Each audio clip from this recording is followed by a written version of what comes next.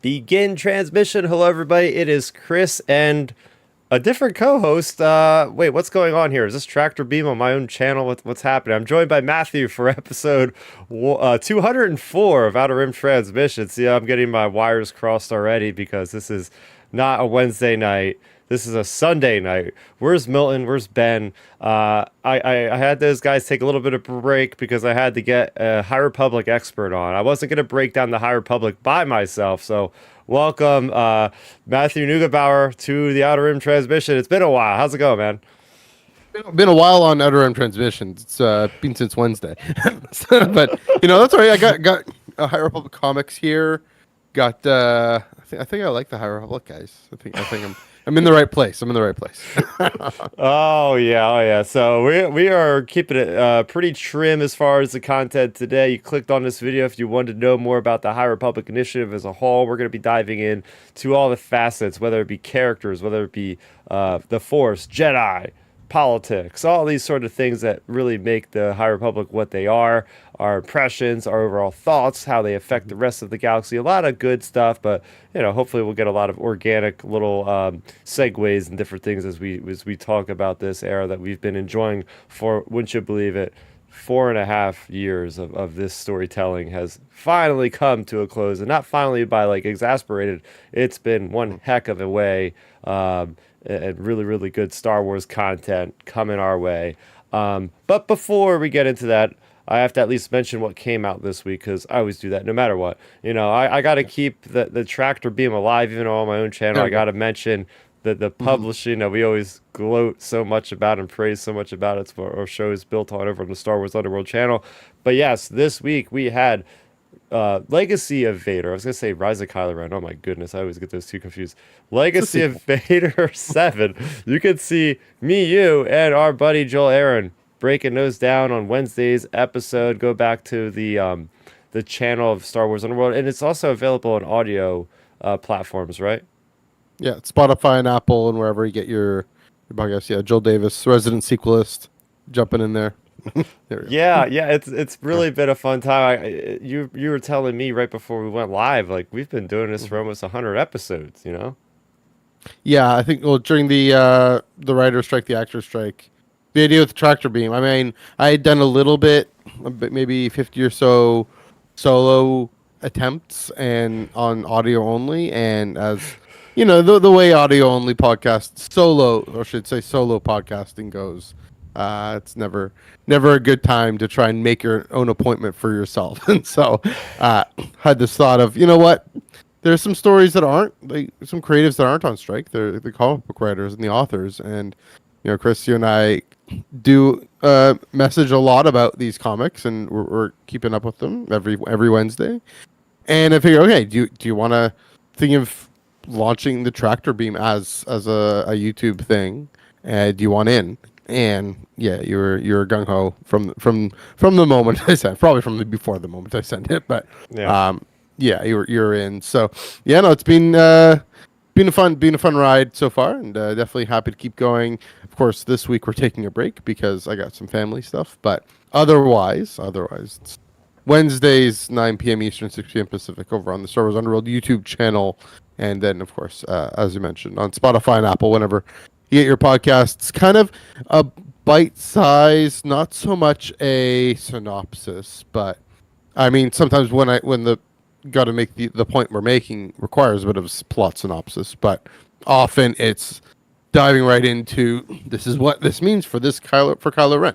This is what this means for the Force or for droid liberation or whatever, and kind of it was a bit of a not quite a spin-off of my other podcast, Iron Cannon, that I have with Joel, but kind of bringing that, deeper reflection on themes, on character, into the weekly comic book space, and happy to be part of the Star Wars comics community as well as just the Star Wars publishing overall. So yeah, it's been fun. It's been a joy, and I'm happy that it's going strong for quite a bit. I gotta figure out how to better promote it, but I got some ideas there. So definitely stay tuned. Oh man, I'm so happy that you mentioned promoting because it literally just Yeah. spurred on a recent memory I had at work of all Yeah. places. So, a coworker Mhm. of mine, Carter. Yeah, I'm giving him a shout out. I don't think he listens, but anyway, Sorry. we're both trainers at our gym, and he does a group training class. So, and we're to give you background, we're at the peak hours of the gym here. There's probably like 200 people working out around us, and he's got his small group of people he's training, and he's like, Chris, when's that podcast of yours going up again? And he starts yelling out in the middle of the gym floor with all the people working out. Hey, everybody, if you're Star Wars fans, especially of the books and comics, you got to listen to Chris's podcast, Tractor Beam. He's going live later tonight, 9 p.m. Eastern. Tell all your friends about it. He's like yelling this thing, and I'm like, my face, I'm already white as it is, so when I turn red, it's very easy to know. I'm like, True. oh God, everybody knows that. You know, it's one of those funny things where I'm like, I take Yeah. pride in my work, what we do and everything, because we do a good job. Yeah.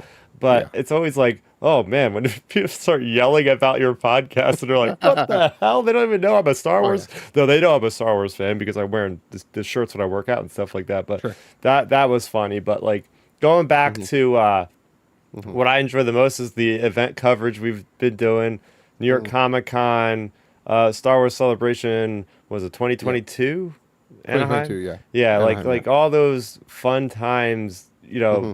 looking at the panels, commentating on the panels, being on a city block in Manhattan and somebody random just That jumps was in. amazing. It's like these are the moments that I'll He always didn't jump in. He was standing incredibly close, incredibly close to us, just off camera, trying to get us to buy him a pizza or something.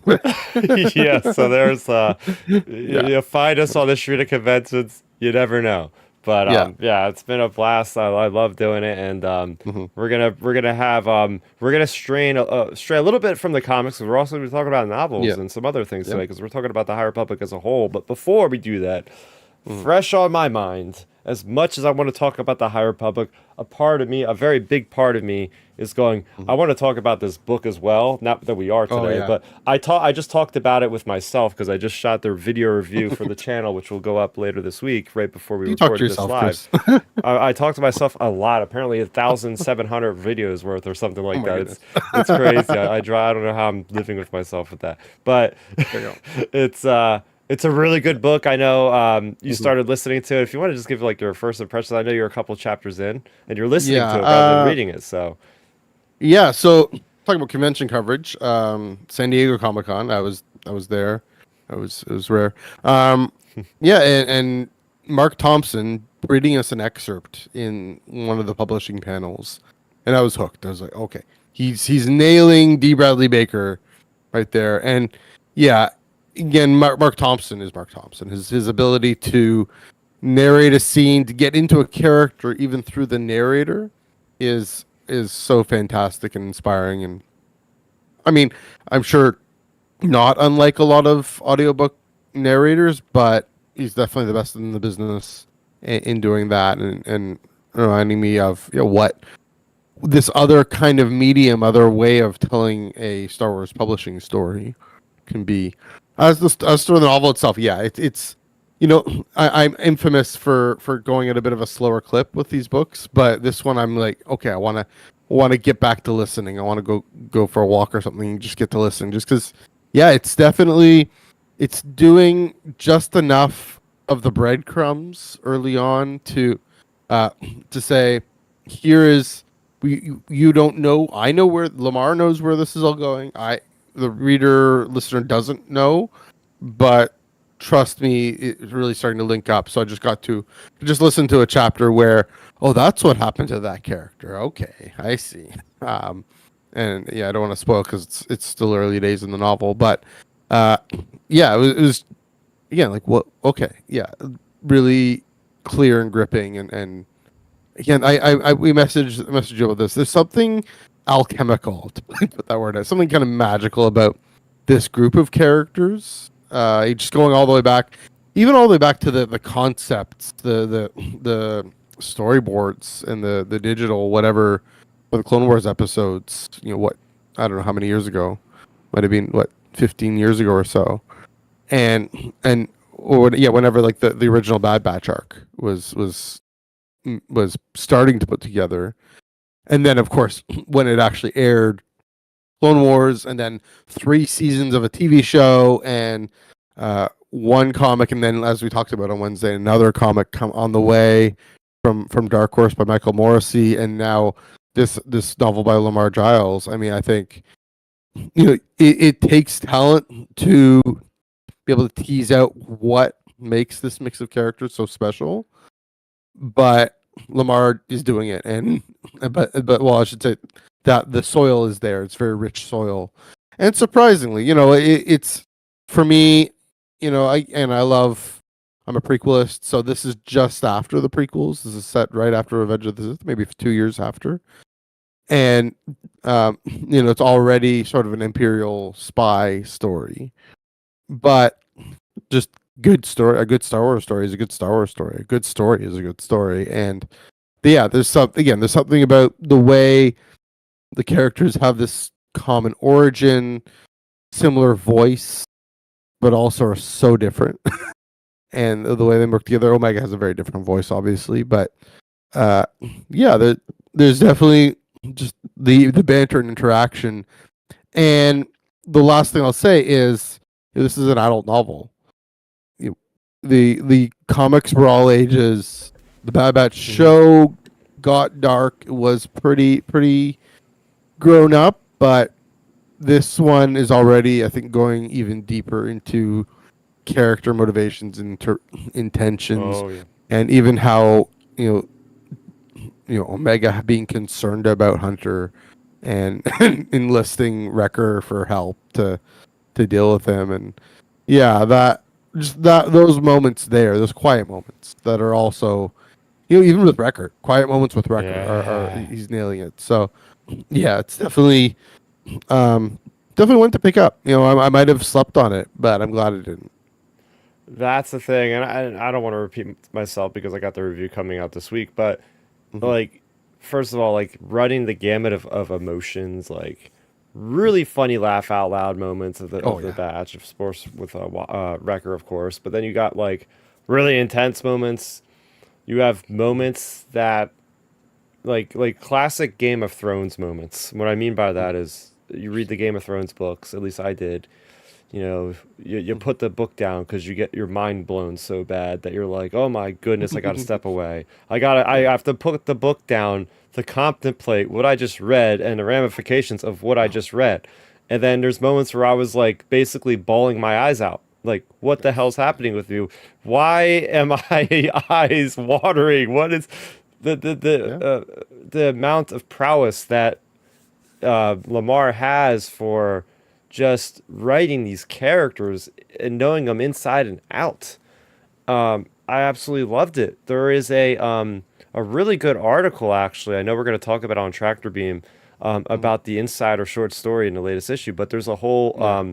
article about Lamar, about his process of a Star Wars fan, his process of writing The Bad Batch, and Mhm. it was really insightful and perfect timing because I read it right before I Yeah. read the book, and I was like, oh my gosh, now this guy. I said it to you. I said it to Joel. I said this guy is the next Alexander Freed. I think what I High mean by praise. that is he Yeah. is able to write like spycraft, first of all, so well. Mhm. He's Yeah. able to write that boots on the ground feeling so well, which is Mhm. the wheelhouse of what Alexander Freed does. And Mhm.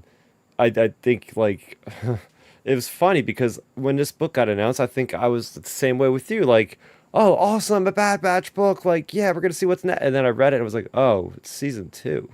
What are we doing here, guys? Like, Yeah. season three's been over for a while, but don't you know? Like, can't we go further than the timeline of the Mhm. show? And I was like really bummed out. And then I read the synopsis like a couple months prior. It said, "Oh, Pabu this, Pabu that." I'm like, are you seriously gonna give us a book about these guys just stomping around Pabu and talking to the residents for 300 plus pages?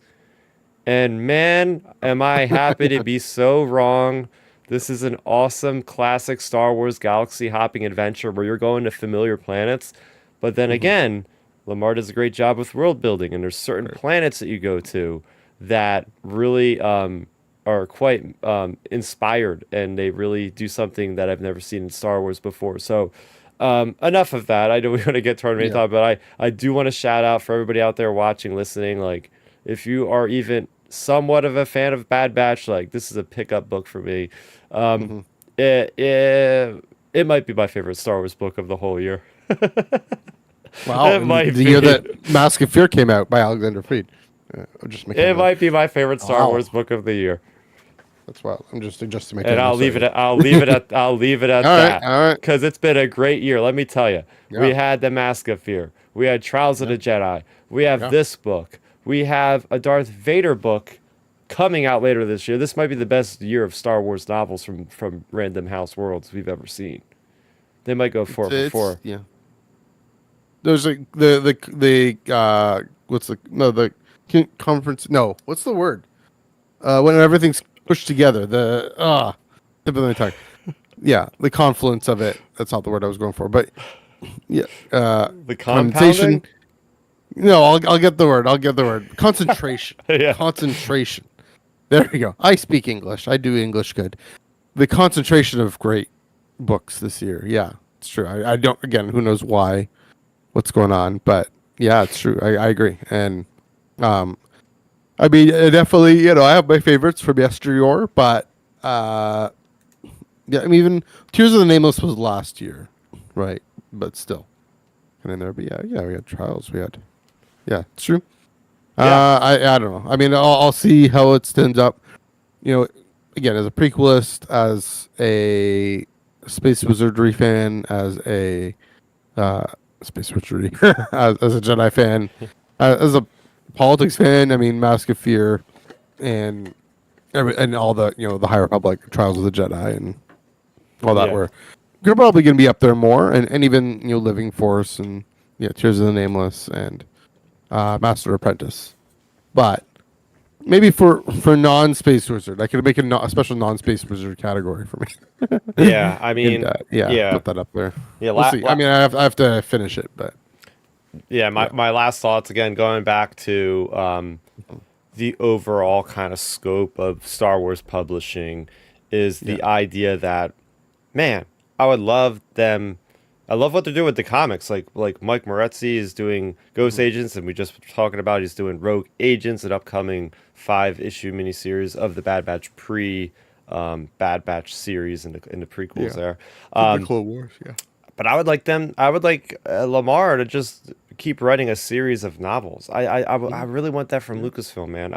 I know we've gotten several trilogies, but now that the High Republic goes over, like, let's just yeah. get a series of novels, like 5 or 6 novels in a series that hyper Hmm. focus on a group of characters. And I think like this specifically on Bad Batch would be a great example. And I've never read a single book of the Republic Commando series, but I know those are so high regarded by the fans. I would love to see Lucasfilm take another crack at like, hey, let's Yeah, just tell a similar, have like a military style novel just like this, and now you have even more heart than ever because you have Omega in the mix, which she adds true. all that to it. Yeah, So yeah, I think I really hope this book sells well, sends a message to Lucasfilm, say, hey, we want more of these stories. yeah, for sure. Yeah, Yeah, I agree. and And I could see yeah, it happening. I could yeah, definitely see if this one succeeds, just like we did with Michael Morrissey. I'm guessing that one succeeded. That one did well. There's a whole swath of story, like you're alluding to, between uh, you they're on Pabu, but between the end of the Bad Batch story proper and the series proper and that epilogue with Omega, true. or more grown up Omega going to joining the rebellion. So um, yeah, there's something in there. I mean, maybe the one thing I'll say is we were pretty saturated with rebellion, rebellion era, building up the rebellion stories. I mean, with Andor. Mm, I mean, who knows if something in the Raid of the Empire trilogy, something in there pops up, because that's also at least the next one, the 6 years before A New Hope. Maybe something in there. Well, the Bad Batch will show up somehow. mm, I don't know if that's true, mm, but mm. yeah, The mystery. Yeah. Well, hey. I think it is time. I think it is time. We're Yeah. gonna dive into the High Republic. Oh man, this is where do we even begin? There's so much to talk about. There's so Yeah. much here that is we're never gonna be able to cover. Like we're gonna cover basically the tip of the iceberg tonight. Might have to Yeah. do this again another night in the future. Who knows? Probably. Because there's so much depth. There's so much in here. I think the best way to start off is throwing it to you, going kind of Mhm. what was your expectation or like what was your first experience with like Mhm. jumping into the High Republic? Like you heard it announced, you got the first couple stories, all that sort of thing. Mhm. It was really fertile for reflection. Um, One thing I go back to, not this novel, this novel. I mean, this is a poster, but with the Light of the Jedi cover, there's a one page. It's an interlude, and it's a Jedi Council meeting.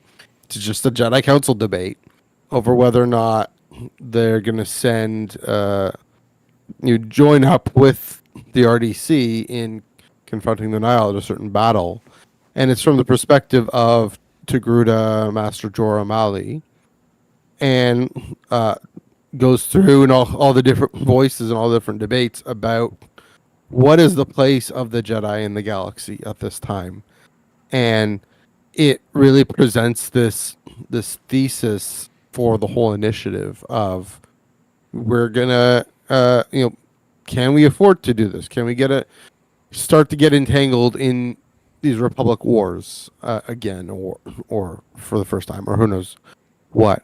Um, should we stay or should we go? And yeah, it was a very. I mean, Jorah, she has a very strong sense of I'm gonna go. I'm gonna lead a task force. Hmm. All is as the Force wills it, and she's almost arrogant. Is that the Force will be with me. I'll do the right thing. Like she has this infallibility to her, and it really encapsulates really in just one page the the ups and downs, the triumphs and tragedies that the Jedi will encounter in this whole story. And I mean, in my old podcast, another solo podcast I had going, I did a whole episode just reading through that page Whoa.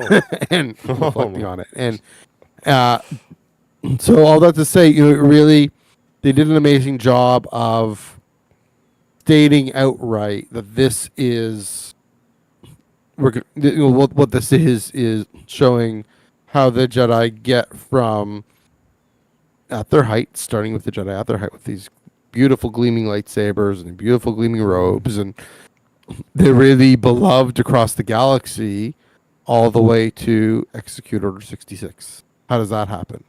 And where does that start at least? And how it happens is the Jedi, they really, on the one hand, are doing their best to be sensitive to the Force and listen, and uh, having all the different ways that they encounter the Force. With Avar with the song, and is it Elzar with the ocean? Different things. Burry with the forest, right? Mm. Buryaga. And doing it through character, and that's the thing, is that they're doing it through very clearly defined stories, especially of younger knights and Padawans. It's we thought, okay, these old fogies, that they're the main characters. No, it's Vern, it's Keeve, it's Bell, it's Burry, it's Reith, it's all these kids who will grow up. And yeah, so the triumph. I'm going to finish the thought I had before. The triumphs of the Jedi, and also their sense of, yeah, we can go and wield these lightsabers and it'll be fine, and not so sure, and that, of course, what we heard with Keeve, right, early on, knowing from Kevin Scott's Dooku Jedi Lost that there's this 19th master who leaves the order. Her name is Trennis, and she's from the High Republic era. Knowing, having a sense of, okay, when is that coming? What is that doing? Why is that? And of course, it being what we expected, but we only learned we only really get to see it literally the very last thing we see in the whole initiative. And so yeah, to it really it held a lot of promise, and then the question was, how are they gonna put it all together?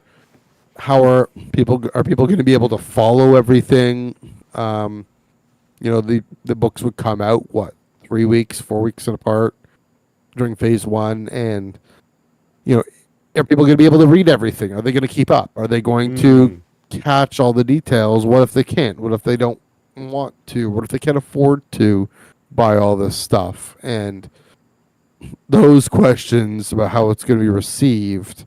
So that was the initial one. I know we can move forward, but the last thing I'll say, you mentioned Celebration 2022, and all the Luminous authors point to that as well. All the High Republic authors, they say, "Oh, we had no idea. After the pandemic, we're writing this story of a great disaster, like COVID, like 9/11. Begins at least with a great disaster, and we have no idea how this is going to be received, and we're all kicking this thing off on this with this digital sorry, let me X out of that, this digital video and announcement kind of panel, and then we all show up on the first day of Star Wars Celebration. I leave from John Williams conducting an orchestra in the theater. I then go leave that to make sure I'm in time for the High Republic panel in another part of the convention center. So yeah, it really we packed it out. It was wild. It was such a time. So um, yeah, definitely something that had already partway through phase one had already started to really capture a desire, a feeling, um, a need, I think, within the fandom for this kind of sprawling, diverse, force focused, Jedi focused story. Yeah, no, well put, well put. I mean, you're going back to your first point there of like, what is the themes? What is this actually targeting? It's like, how do the Jedi go from being, these saviors and these guardians to what happens to their dogmatic ways and the old masters and the council and leading to the reemergence of the Sith and how do they get there? The high towers and everything you said about that. So yeah, love that. I love really just how right from the get go, we had such a strong vision of okay, all these different characters. Again, like you're saying, like the emphasis on the young characters and the idea that we're not gonna get endless Yoda stories. We're not gonna get stories about Yariel Poof and all these other guys. Like let's Yep. they're on the periphery, yeah, but let's shine the light on these other characters, and that's been my part I really liked about this is it felt so new, so fresh, and so much at stake because you got these characters that we don't know the fates of. Or in your case of Trennis, where it's like, okay, it's interesting to know how she got that way as well. So we have all these variables in play, all these different things that are new to us that keeps us on our feet. I want to go back. One of my earliest things about this initiative, you mentioned earlier, was that digital thing that was happening, and I remember that I was on Twitter just because they didn't live stream it, so I was going through I think Star Wars Explains Twitter account. He was posting pictures and like Right. little blurbs as it was happening. So I was like, "Oh, what's this? What's this?" And they were talking about Arthurian legends of the exploration, like stuff with like the space exploration and all this in our country, in the United States, and all these sort of things. And I'm like, "Oh, this sounds really interesting." And up until this point, I would say the only thing that had this level of magnitude was probably 1996's Shadows of the Empire with like the Yep. multimedia approach of all the different books, comics, figures, and all that sort of thing. Other Mhm. than that, we've never had anything like that in Star Wars. So this is at a time, and yes, COVID threw a wrench in the equation. I remember it was delayed because of the pandemic to a certain degree, but we had also just launched Mandalorian. The Rise of Skywalker had recently come out, so this is like a big turning point in Lucasfilm, where it's Yeah. like, okay, we have Disney Plus. Now we're so used to it now, 5 years later, but like Disney Plus, like, oh my gosh, we're gonna be able to watch Star Wars at any point, and there's this new Mandalorian guy, but then at the same time, we have these new books that are set back 2 to 400 years in the past. Like, oh my gosh, there's so much new stuff happening all around us.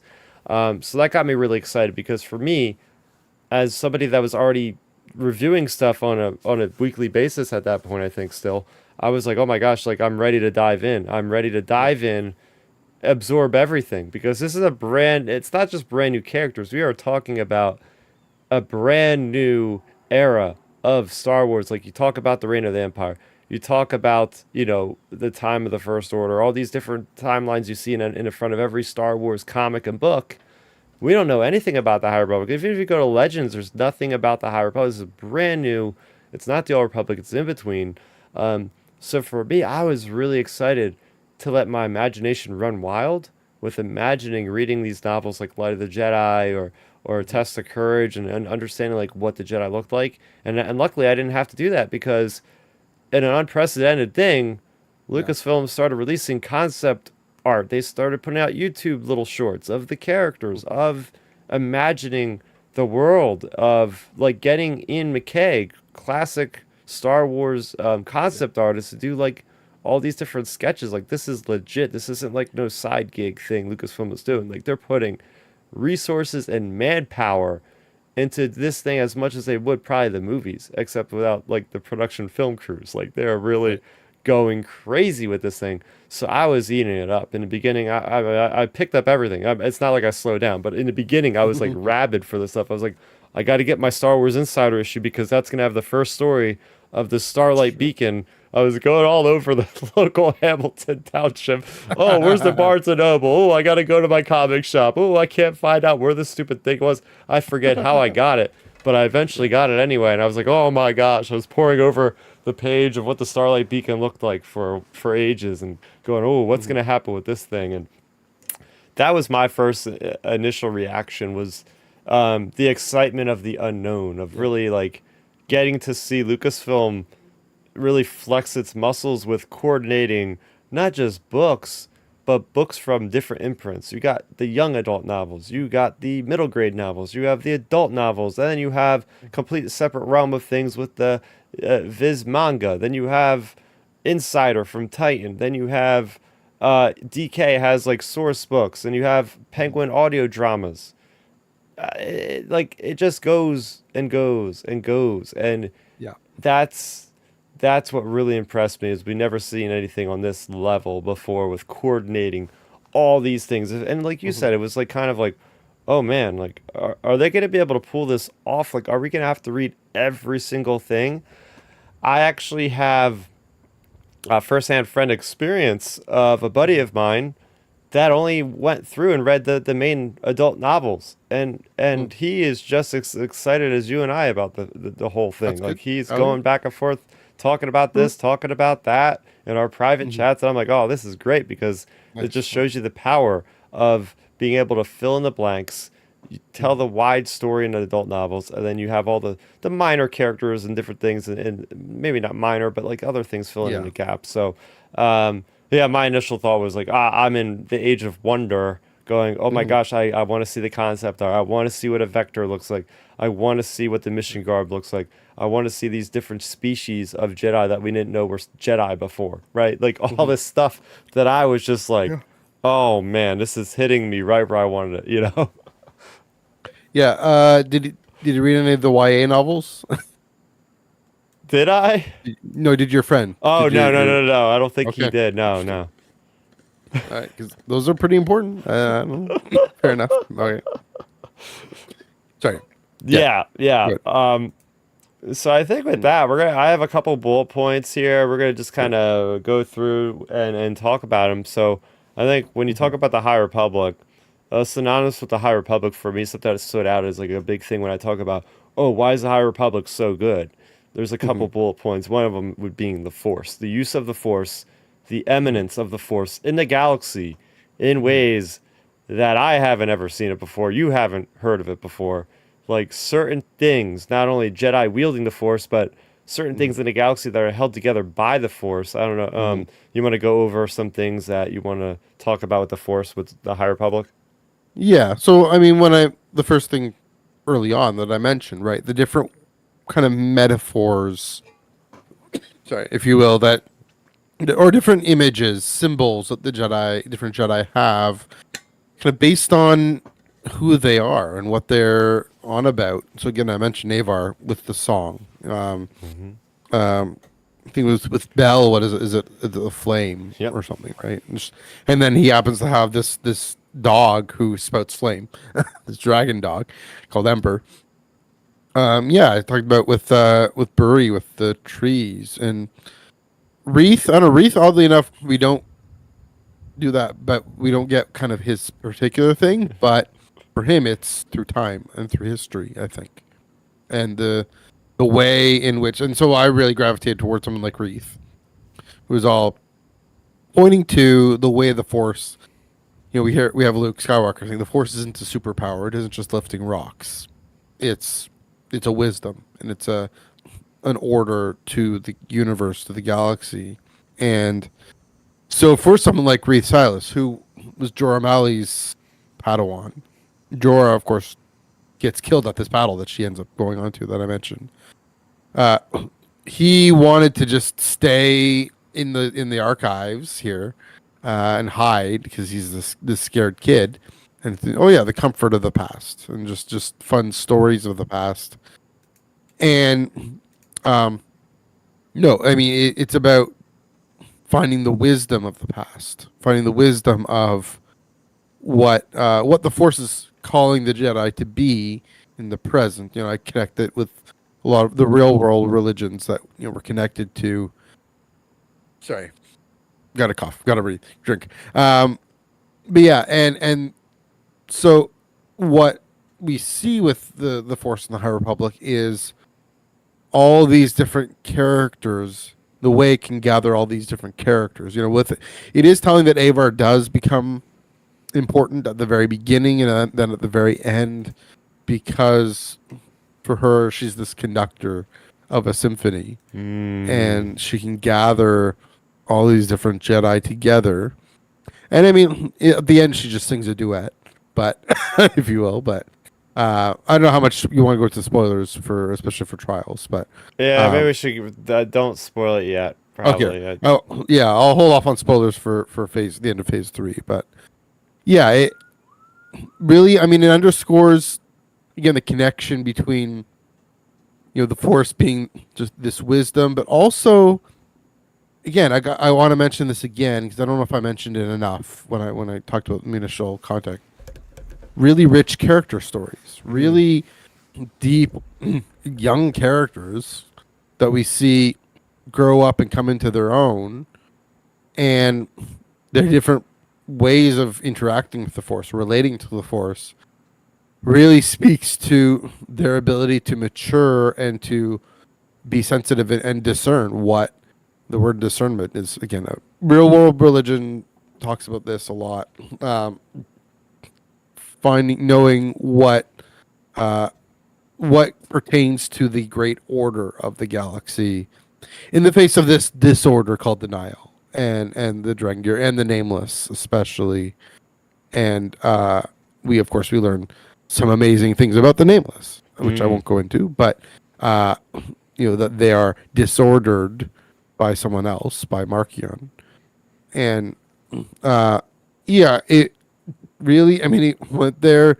The last thing I'll say about Trials is Charles was able to go somewhere on a George Lucas, Dave Filoni level, like Mortis level type of thing, which was Mm. shocking that he was allowed to do that. But Yeah.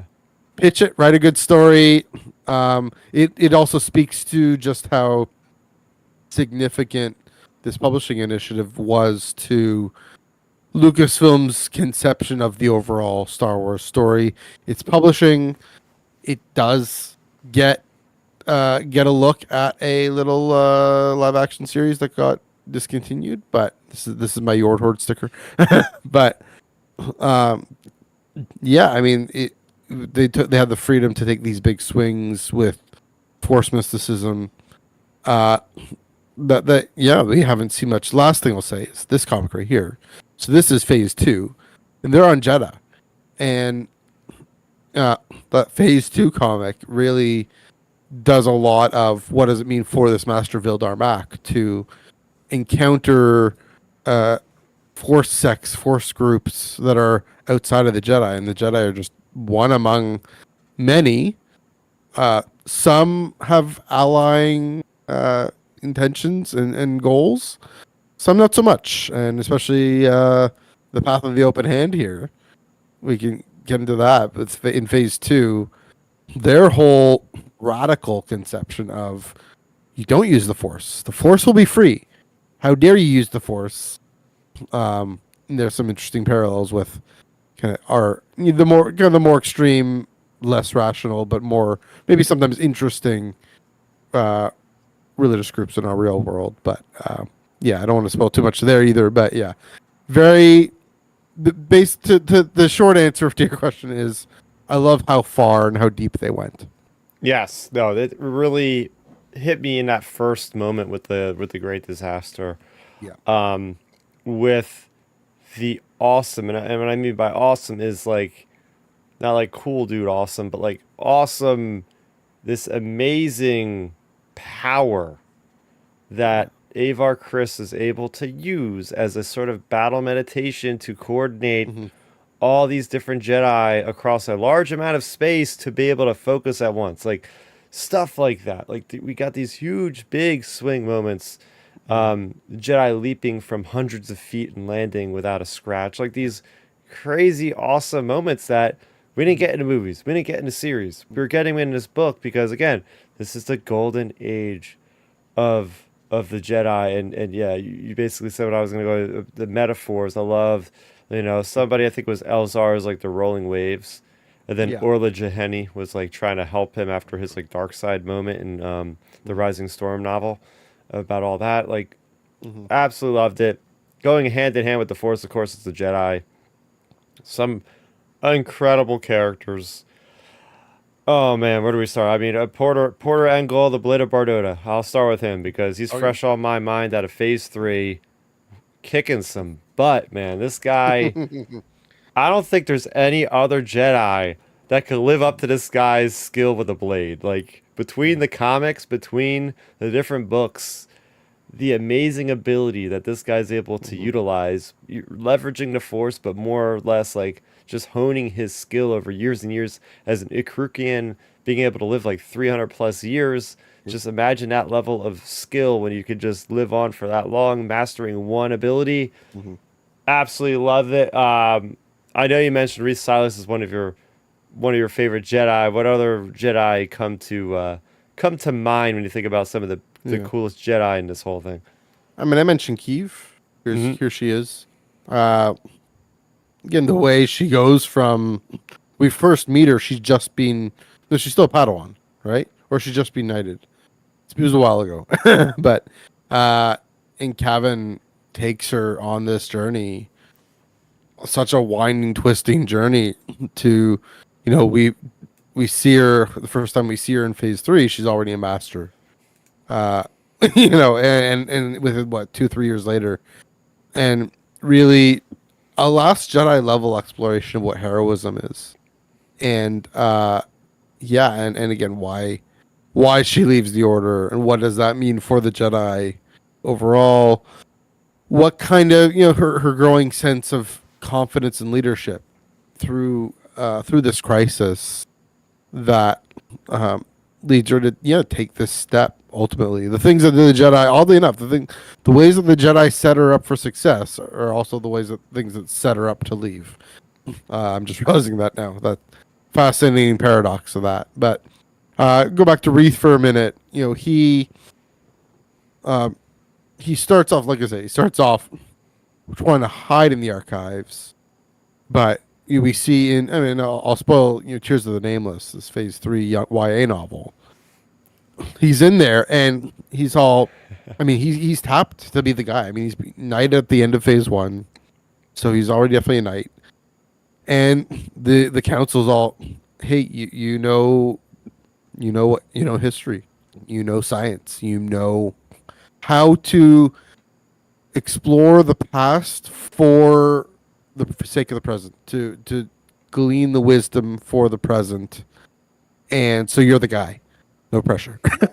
You're the guy to deal with, to figure out what the nameless, what's happening there. You're the guy to figure out this thing we haven't mentioned yet, but phase three, uh, it's all over the place, literally and otherwise. So might as well talk about it.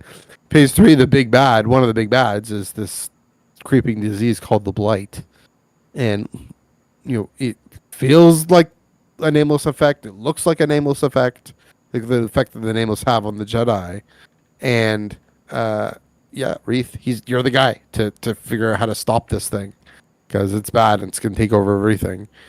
And again, similar to Kiev, going through that process of saying this growing up process that Luke has to go through, that Anakin in his own way goes through, right? That Rey goes through, of stepping out into this larger world and finding your footing. And it's a really inspiring story, finding your footing in ways that maybe aren't always the most popular or most accepted because they're not the sexiest, they're not the coolest.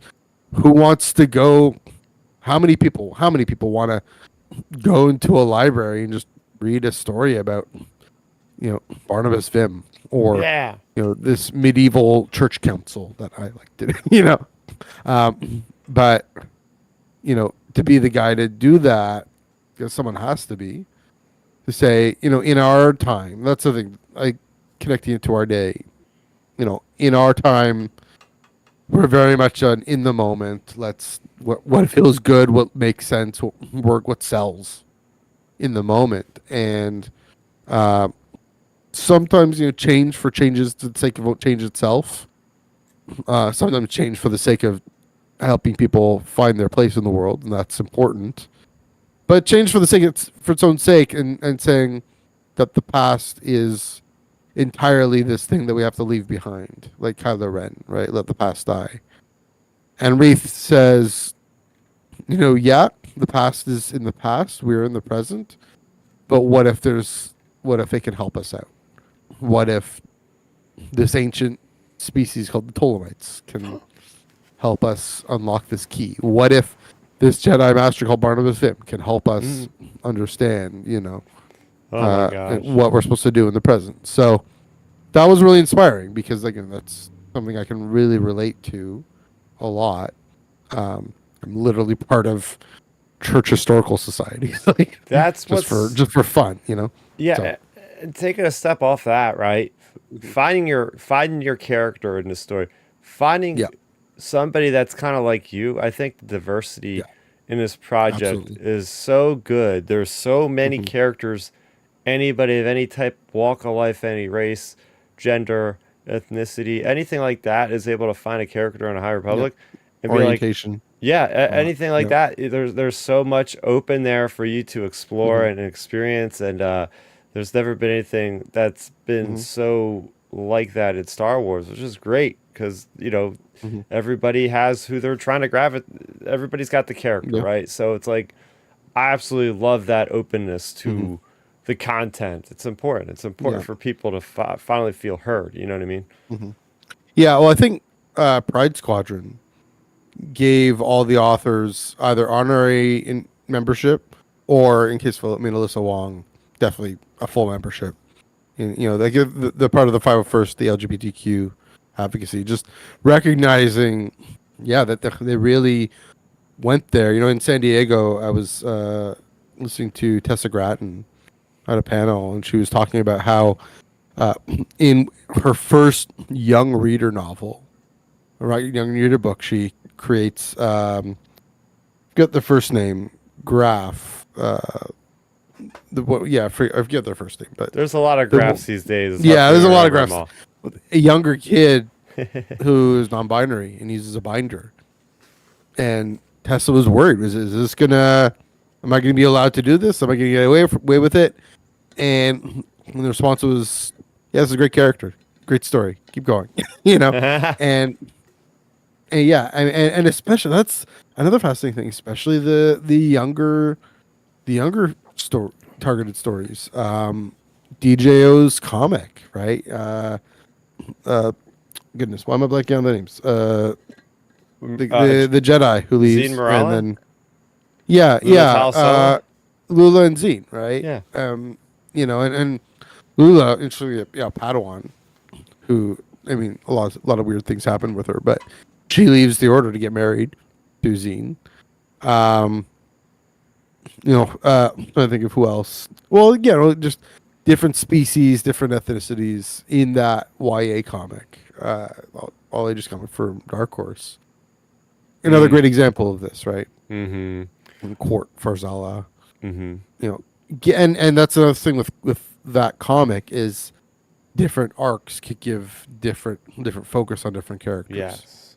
Um, Sav Maligan from Phase 2, Yeah. going back into Phase 3. Uh, yeah, and I mentioned, I didn't really expect Farzala to have that big of a story in Phase 3, but Yeah. he's the big hero of the Phase 3 comic from DJO. So Mm. yeah, that's another great example of just putting all these different characters and tying them all together and making them important. And that's the thing is it was another risk is okay. There's gonna be these things on the side. Ram Jamaram, is he gonna matter to the overall story? And on the one hand, you say even if he doesn't, just write a good story and it'll be good, and people will take to it and enjoy it. But Churro the Hut, all these different characters, right? Um, a hut that doesn't care about making money. He just wants to learn about bugs, literally, and gets Republic amnesty. These characters, some of them, I mean, first of all, they just tell great stories, and so that is important in itself. But also their ability to show an angle of what happens when they encounter the Nameless, or have this key to what the Jedi need to do overall. Being part of this mix, giving a sense, for the Republic to give amnesty to this Hutt kid, uh, in itself, I think shows kind of world building of what the Republic is like at this time.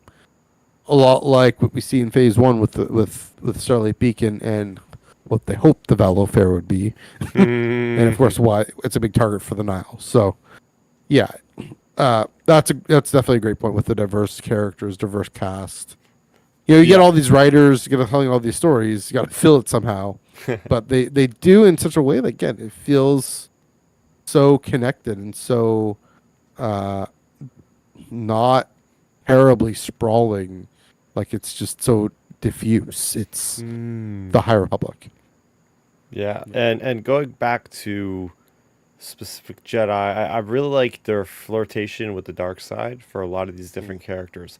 And Yeah, this isn't spoiling anything. There's no real Sith in this story overall. Like you're not seeing any Sith pulling the strings which was necessarily. a good call. Good Yeah. call. Yeah, let this thing be. We'll talk about the villains in a few moments here, but the idea that even in a again like they don't shy away from doing dark things even in the middle grade novels. You go back to the very first one, A Test of Courage, Imri Canteros basically turns to the dark side for a few moments there. Hmm. Vanestra Rose, compatriot, it's just to fight him. Yeah. Like there's this little kid that's like just getting angry and just channeling the dark side. But then you have Elzar Mann that straight up kills a person. Now he wasn't really sure if she was going to be doing anything malicious or if she was actually saving the station, but and then he deals with the guilt. And then he goes back and he's using the dark side to fling around these giant platforms at Valo Fair and like all this kind of cool stuff where he has to go through a Hmm. process of overcoming the dark side and coming back to the light and all these sorts of Hmm. really introspective inner battles. So I Hmm. really like that exploration of, hey, just because you're a dark side doesn't mean you're a Sith. Like, Right. how do you quantify that? What does that mean with the Force? Like the different Hmm. realms of the different things, and that to me add a lot more depth. We've seen a lot more with the Force, a lot more with how Jedi Mhm. are. There's certain characters like Ty York, for instance, Yeah. who used to be part of the Jedi, and she's Mhm. basically what I consider like the Witcher in the Star Wars universe. She's got these abilities that she can still use the Force. She'll still use the Force. She doesn't consider herself a Jedi. She's not part of that organization. We also got introduced to the idea of Orla Jahen as a Journey. Yeah. was that? Or Journey, I think Jar. Oh, okay. That's okay. Yeah, second. I knew I Yeah. was saying something wrong. Um, and how there's these Jedi called Wayseekers. That's the new lore Mhm. bit. How they're able to kind of take a step back, not taking the Barash vow necessarily, but they're taking a step back from being active Mhm. in the Jedi themselves Yeah. to go where help is needed. Yeah. Not as a mercenary necessarily, but they're just going out there to be what a Jedi is meant to be at its heart, which is going around letting the Force find you a way to help those Mhm. in need. So a lot of great ideas for what the Jedi can and can't be and different things like that. But as awesome as this book was about the dozens of Jedi introduced, I'm always interested, and I think you are too, Mhm. about the non-Force users. And I think this Mhm. story from the get-go, going to one of my favorites, um, the Adrians, Josh and Pika Adrian, Yeah. going Yeah. back to the first High Republic story and Insider, Starlight, what is it, Tales from Starlight Beacon or something like that. Yeah. Tales from Starlight or something. Um, just these, an engineer mechanic couple that just get drawn into the conflict of the Great Mhm. Disaster and get drawn into the Republic Defense Coalition RDC, and then it's Mhm. awesome like that. And then you have one of his favorite characters is Senator Toon, Tia Oh yeah. Toon, who really gets into the politics of like this military guy. Mhm. It's like, I don't know about these Jedi's. I think we need to rely on more of a military presence. So we can't depend on them all the time. Mhm. Right? So you have all these other, and then we mentioned the graphs. Like a big part of the graphs in Yeah. the Santeca's space exploration, but like talking about corporations that are pretty evil and greedy and they're trying to mine resources and Mhm. take advantage of people like that. So who are some of your favorite non-force using characters in the whole initiative? Funny, my mind goes to Avon. Avon Oh yeah. Staros, Avon Sunvale, however she wants to go, trying to hide her identity. Her mother, Gira, very, very fascinating too, and we'll get to her. We get to the Nile, but yeah, again, another younger character who has to be key to understanding the science behind these great, terrible things that are happening in the galaxy, and yeah, having to go off, basically defect from the Nile to the Republic. Not that she wanted to be part of the Nile in the first place, but she goes where she went where her mom goes. You having to go and explore, find a new identity, find herself again, and change her name, and uh, the human side behind scientific. You talk about space exploration, right? Scientific exploration. They really did a great job of holding the human side about of it and the human journey behind it, and you know part of her motivation is to undo the damage that her mother has done, and she then finds Wreath and ends up probably has a little crush on him, which is fair, but yeah, and becomes again key to understanding the blight and the nameless a little bit, and yeah, seeing the way, I mean, you mentioned with Tia Toon, right, the way that the Jedi and you can call them the Muggles, the rest of the Republic can work together. What the Republic thinks of the Jedi, what Republic citizens think of the Jedi. I mean, that was always something I was really fascinated by, even from day one. Going, again, that Jedi Council scene, right? What, how do the Jedi and the Republic relate to each other, especially given how at the very end we see these non-Jedi called clones in the right place at the right time, thanks to Palpatine. And meaning Jedi are so embedded in the Grand Army of the Republic. So yeah, you mentioned something like Tia Toon and how even he's 200 years out. He's not going to be anti-Jedi.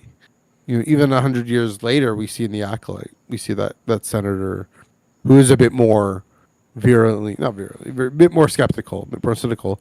Tiatun, he's not. He's all, well, yeah, the Jedi are great. It's just that uh, local defense forces know their planets better and are more tied to their interests of their planets. I mean, we see with the Living Force with Quen, the neglect of all these Mm. bases, these worlds, these Jedi temples, because there isn't this bolstering of local. I know I'm getting not to pitch characters, but more the geopolitics of this. But um, to Tiatun's point, the lack of bolstering of local security forces, local infrastructure, and yeah, that thinking about this now, one of the things, and we're going to get to the villains in a minute, but one of the things that sparked the Clone Wars is this resentment of the way the Republic and the Jedi are so consolidated on Coruscant that they're not, Lena So's whole plan of being "We Are All the Republic," it really falls apart because uh, people don't buy into it. People don't uh, go for it. They say, "No, I want to make as much money as I want," or "I want," like you mentioned, the graphs and the Zantecas. I want to be able to control these shipping lanes, leading, of course, to this whole furor over the taxation of outlying trade routes, and uh, so yeah, I mean, it speaks to how well thought out Team Luminous has, but yeah, I mean, yeah, the Adrens are definitely good ones. I mean, even the crew of the vessel. I love that Claudia Gray's in the Oh yeah. vessel with oh gosh, I get it. Geode? Like, too many characters. So good. Geode? Yeah, Geode I never quite understood. Maybe that's not supposed to. Geode was actually a little frustrating to me, to be honest. Just like, I mean, he's a running joke, is what he is, obviously, but he's just this rock that somehow you never see him He's the move or say anything or navigator. do anything, but everyone describes him as he just couldn't shut up and he really dodged a bullet, whatever. Uh, but yeah, that crew with the Matthew McConaughey type character. Yeah, I Leaxiati, mean, yeah. Leox. And Matthew Hollow. Joanna Sparkburn being Oh a yeah. Santeca herself, and all these different constellations of characters that are kind of adjacent and alongside the Jedi. And that's the thing is, they're never uh, opposed or independent so much from the Jedi just because of the story. I mean, Lorna D. How can we not talk about Lorna D? One of the greats of High Republic. Probably Lorna D and Marta Rowe are the two greatest, my favorite non-Force user characters. Interesting, we're not really talking much about Phase 2 because the bulk of the story is Phases 1 and 3. Hmm. Um, yeah, Lorna D, her transition from a Tempest runner, part of the Nile, taking her angst and her sorrow, her kind of violent streak, to this Twi'lek with sharp teeth and a sharp accent and sharp voice, and turning it on the Nile and being inspired by Kiev and the Jedi, being welcomed into the Jedi family or the Republic family, and actually letting that cynicism, yeah, turn into realism, but it'll kind of melt away. And that was, I mean, Kevin did an amazing job through two audio dramas and a whole bunch of Marvel comics, uh, crafting that story alongside Kiev. Interesting. I mean, there was this intentional parallel with Kiev and Lorna that really matches up, and that Lorna Kiev is almost in its well. I didn't expect this, but Lorna becomes this inspiration for Kiev to leave the Jedi, because she ends up doing something Kiev did not like at the end, and uh, yeah, it's that struggle between realism and idealism, and that Kiev wants to stay an idealist, in contrast with Dooku, who's out to make his own money. I mean, there's more complicated than that, but yeah, Lorna in that has this is this catalyst for Kiev, but also has to go on her own journey, and that was fantastic. Lastly, the Marta Rowe, Oh yeah, uh, Mara. going to phase two. Um, she gets with this Jedi Padawan because Mm-hmm. Padawans, they can hook up, they can suck face, they can do what they want. So when they become knights in this time, that they're all, no, you're celibate. Um, man, so this Padawan named Kevmo, but uh, who is the first Force user she ever meets, Mm. and she's horrified. And she starts off with this being this very innocent Therese of Lisieux type floral character. It's a 19th century saint. Very, very, uh, yeah, very, very kind of pastoral in the sense of rural character. The on Dahlna, this farming community, the path of the open hand, and she then gets thrown into this emerging conflict between the path and the Republic, which, of course, 150 years later becomes the full blown conflict between the Nile and the Jedi. But yeah, she has this great. I mean, Mm-hmm. kind of in a similar way to Phase 1 and 3, with these younger characters finding their footing, finding themselves, and stepping out and taking the lead. She just has it in the form of the villain's journey, the this emergence of the path of the closed fist, and I'm gonna go take charge, even going against the mother's orders, going against the herald's orders. I'm gonna go and do what I want, take command, and of course, the path of the open hand becomes the path of the closed fist, becomes the Nile, and yeah, that was really well crafted as well. Starting from this brilliant character, one of my favorites. Oh yeah, yeah. No, that definitely Martiro. We could transition now into the Nile as like the Yeah, third faction of characters in the yeah. High Republic initiative, and that includes the Path of the Open Hand. Seeing, well, first of all, how important Phase Two is to the overall story. I know it's like, Yeah. yeah, technically it could have just gone from Phase One to Three, but when you get to see the end of Phase Three, getting Yeah. to see it all come around full circle with certain things coming back, it really makes it more rewarding for you. And that's like Hmm. the entire thing of the High Republic. It is more rewarding the more you read the stuff because you see these Hmm. characters popping up, these ideas popping up from way back and going, hey, I remember that. I feel good because I can think of the link Yeah. between these two things. And, the blue paint and the brickle shells and all these sorts of things, the three stripes, yeah, all that Yeah. stuff. Yeah. It was such a cool, again, you talked about it before, like the Path of the Open Hand specifically has have its series in phase two of being they don't want to. They think the Jedi are possessed of the Force. They think the Force needs to be free, and that Hmm. leads to a lot of strife, a lot of conflict down the road.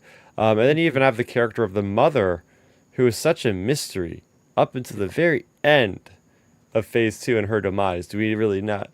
We really don't know like where she came from or who she is. Yeah. She's pulling the strings. Like, what's the connection Hmm. there? And these characters are so interesting. And that's the one thing I want to hark about a lot is, unfortunately, from time and time again in Star Wars, we keep seeing the same kind of villains.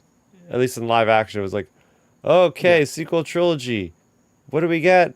More stormtroopers with slightly updated helmets. Yeah. Basically, it's like, oh, but they still use TIE fighters. They're basically just like a new version of the Empire. And that's the last thing I wanted to get from a conflict in the High Republic because they actually go above and beyond. The Yeah. architects go above and beyond.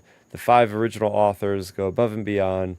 Justina Ireland, Claudia Gray, Cavan Scott, Daniel Zalder, Charles Soule, like these people, they've gone ahead and created a really cool villain that don't even have force powers. These are just like sycophant warriors that are just out there, using just ordinary weapons and stuff, but um, it's their belief that drives what it is they're after, and it even makes it Mhm. a struggle for the Jedi, even though they're non-Force users. It was a very cool idea. I don't know. Yeah. It's interesting you mentioned not, very different from what we've seen, but there is something proto-separatist about them in that. I mean, yeah, and we see kind of how that evolves at the end of Trials of the Jedi, but something kind of proto-separatist in that, on the one hand, they raise this question of we are all the Republic according to who? Who said? On the other hand, it's uh, we want to just take what we want. We don't care. We don't care who we have to kill, who we have to hurt, and it becomes this formidable foe because they're not so strictly organized until they are. But ultimately, they're not. At least at the beginning, rather, they're not so strictly organized. Where their rise and their fall is on this brilliant character, another non-force sensitive character, the descendant of Martiro, a guy named Markion, and his genius and his mad, oh, not quite mad scientist. That's another character named Baron Bulan, who's also Ha! fascinating. But his willingness to want to be the one to call all the shots and be the most important person in the galaxy, but his ability to do it, and that's the stunning thing that we see ultimately, and just how smart he is, how ahead of everything he is. But then he also becomes so aloof and so separate, and much to the chagrin of a character named Gira Staros, who Avon's mother, who's trying to get the Nile into some sort of organization, some sort of legitimacy. She was a Galactic Republic senator who defects, and this this tension, constant tension, sexual tension, among others, just organizational, ideological tension between Markion and Gira, really pulling the Nile apart. And they then, it's not like they can find a compromise because Markion and Gira are not characters who can compromise. Markion is definitely someone who wants to go off on himself and doesn't care about anyone or anything. And I don't want to spoil too much, but I'm going to spoil a little bit in Trials how the only kind of times he's content is when he's alone with droids. And Ah! that's so telling of what he thinks about other people, and just that they're entirely just instruments to him. Yeah, yeah. And so there is a bit of Palpatine there. There's a bit of um, but maybe a bit of Kylo Ren, a little bit. I don't know, but yeah, I agree. It is this whole new thing. They're the rebels. They're the separatists, but they're so not raunchy. Like, well, they are raunchy too, but they're so rowdy and disorganized and just do what they want and chaotic. That's the thing. They're the storm, and they have this imagery of the storm that and the tempest and the eye of the storm. The eye of the Nile is his nickname, his title at least.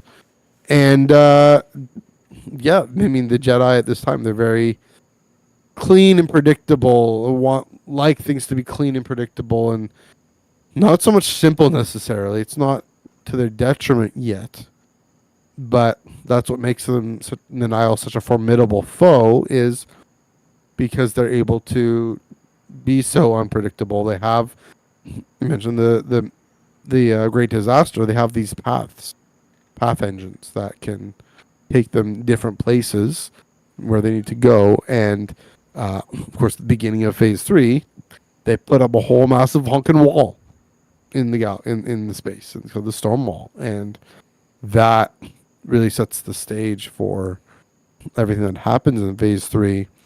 So yeah, Markian and the Nile, they're very formidable and chaotic. So they present this real threat, especially with the Nameless, which I think we won't go into soon. But the real threat to the Jedi and to the Republic. Yeah, I want to talk about Markion and the power of legacy and the Mm. idea that, again, going back to Martero, the Yep. lineage that follows through. We find out a lot about this through the two-parter comic book that came out literally the last edition of Phase 1. Ascar Rowe Yeah. is the father of Markion Rowe, and Hmm. then the grandmother, and Hmm. just this idea of their hatred of the Jedi Hmm. stems back literally centuries, basically. So to see that kind Yep. of that and his species is new to Star Wars, right? Hmm. Everini and their planet where they came from in exile, just planet of the storm, and that's where we get like all the hierarchy built up, which is another really cool thing I liked about the Hmm. Nile. Just the idea of like the strikes, the clouds, the storms, then the tempest breaker, the tempest runners, then Hmm. the eye of the Nile is Markion Row. Like I like that kind of leadership, Yeah. but the chaos side of things. But getting back to Markion, just the idea of kind of reminds me a little bit of Markion of Kylo Ren, of like this Hmm. kind of you know arrogance to him, and he just he feels he's so damn confident. I'll say like he's Hmm. going against the entire might of the Republic with rather Yeah. crude soldiers and weaponry. Like the idea he's able to have that kind of power between these Hmm. people that are like just partying all the time. These are Yeah. not like It's true. military people, but he Hmm. finds so much success in Hmm. it though. Time and time again, Yeah. he outwits the Republic. Like, and we'll get into the technology later, but like, yeah, just Hmm. Markion Rowe as a character is one of the Hmm. better villains we've definitely seen. Yeah. Unpredictable, kept me on my toes throughout the entire initiative. What's he gonna do next? What trap is he gonna lay now? Like he Hmm. turns against his own people, does this sort of thing, and it's just it's really Hmm. his arc has been pretty Yeah. freaking awesome to see. Yeah, and a lot of credit, of course, to Charles Soule for writing this character. I'm pretty sure Charles wrote him, developed in the most. Mark Thompson. Speaking of Mark Thompson, in the audio dramas, but also probably in the audiobooks as well. I didn't do the audiobooks for these, but the audio dramas that where he's in, uh, just the ability to go on a dime from incredibly quiet, seething, or even this sort of deceptive, welcoming to lashing out in rage. And I did it kind of comically there, but um, that yeah, on that and like you said, unpredictable to his own people and to the Republic and his ability, yeah, to outthink everyone. He's one of those great characters. I immediately just halfway through phase 1, I was like, okay, yeah, he's up there with Palpatine, with Vader, Mm-hmm. with Kylo Ren, Yeah, yeah. as one of the great villains. With Dooku, Grievous is kind of comedic there, but with some of the great villains in Star Wars, especially because, like you mentioned, so different, so new. Um, yeah, formidable. So if we're You really, you talking, really yeah. feel like, just to say, with all this, they really did a great job of getting us to feel like there's a real danger here. That Mm, the Jedi and the Republic, this isn't trivial. Yes, the Clone Wars needs to be the first because of the canon, because of the story. The Clone Wars needs to be the only major galaxy-wide yeah. conflict war in a millennium, but doesn't say there could be other major threats. And the Nile and the other groups, other means that they have that Ooh. we're going to hopefully get into in a bit, uh, really get the sense. So yeah, this you know there with every publishing initiative and everything, every book, every novel, um, you need to justify why you're writing the Star Wars story in the sandbox. What is because you can't go too much, you can't go that as far as the uh, what we see on screen, but you have to be tell enough of enough of a story in order to justify publishing it, justify writing it, justify selling it, and for us to justify buying it and wanting to buy it. And the nice thing about the High Republic, and kind of stepping back a little bit here, the nice thing about the High Republic is uh, it was far enough back in time that they were a lot freer to explore different angles, different nooks and crannies, tell this much bigger story, and that they were free to do that, and that they did it. And they did it in part because the Nile are such a formidable opponent, and Yes. Markian is such a formidable villain. Yes, and villains that they control, the Nameless. We got to talk about them because Yes. these are Michael Siglain, who is the one that is the person that had the idea essentially of putting together the dream team of these authors. Michael Hmm. Siglain was the mastermind behind our High Republic. His initial Yeah. thing was what scares a Jedi? What do the Jedi fear? That's the initial Hmm. conception of what the heck Yeah. this was all going to be about in the first place. And it's the Hmm. idea about these creatures called the Nameless that are from Planet X. They've been Hmm. displaced. They're being basically coaxed and led without their Hmm. own free will by the Nile. Hmm. And anybody that's force sensitive in their proximity actually gets themselves killed. Essentially, like they get Hmm. turned to dust like Thanos did.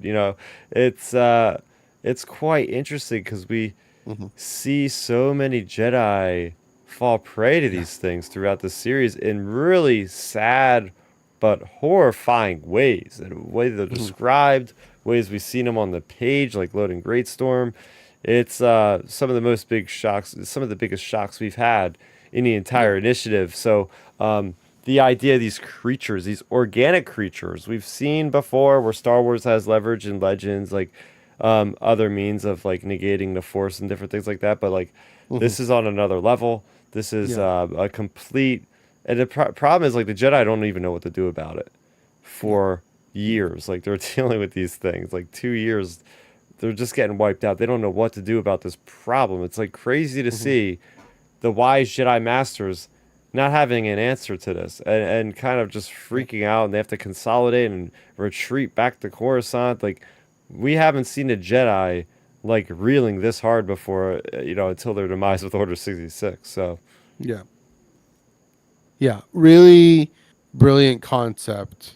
And it gets even more brilliant at the end when you actually learn what they really are and what they really look like. And it's, um, underscores just the tragedy and the the villainy of the Nile, and what they enslave these creatures and unleash them on the galaxy.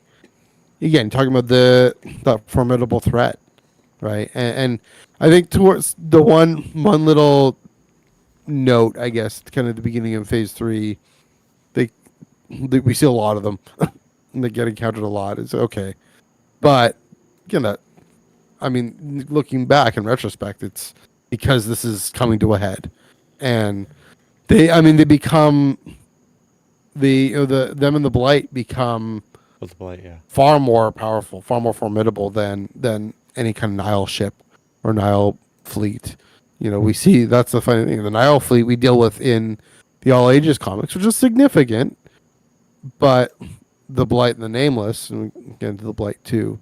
Uh, they those get dealt with in the YA novels and the adult novels, and that becomes the main focus. Kind of like what I said with Markian. He's happy around his droids and his dogs, and he doesn't care about his soldiers, just to keep them safe. But yeah, again, what a brilliant concept. What a brilliant.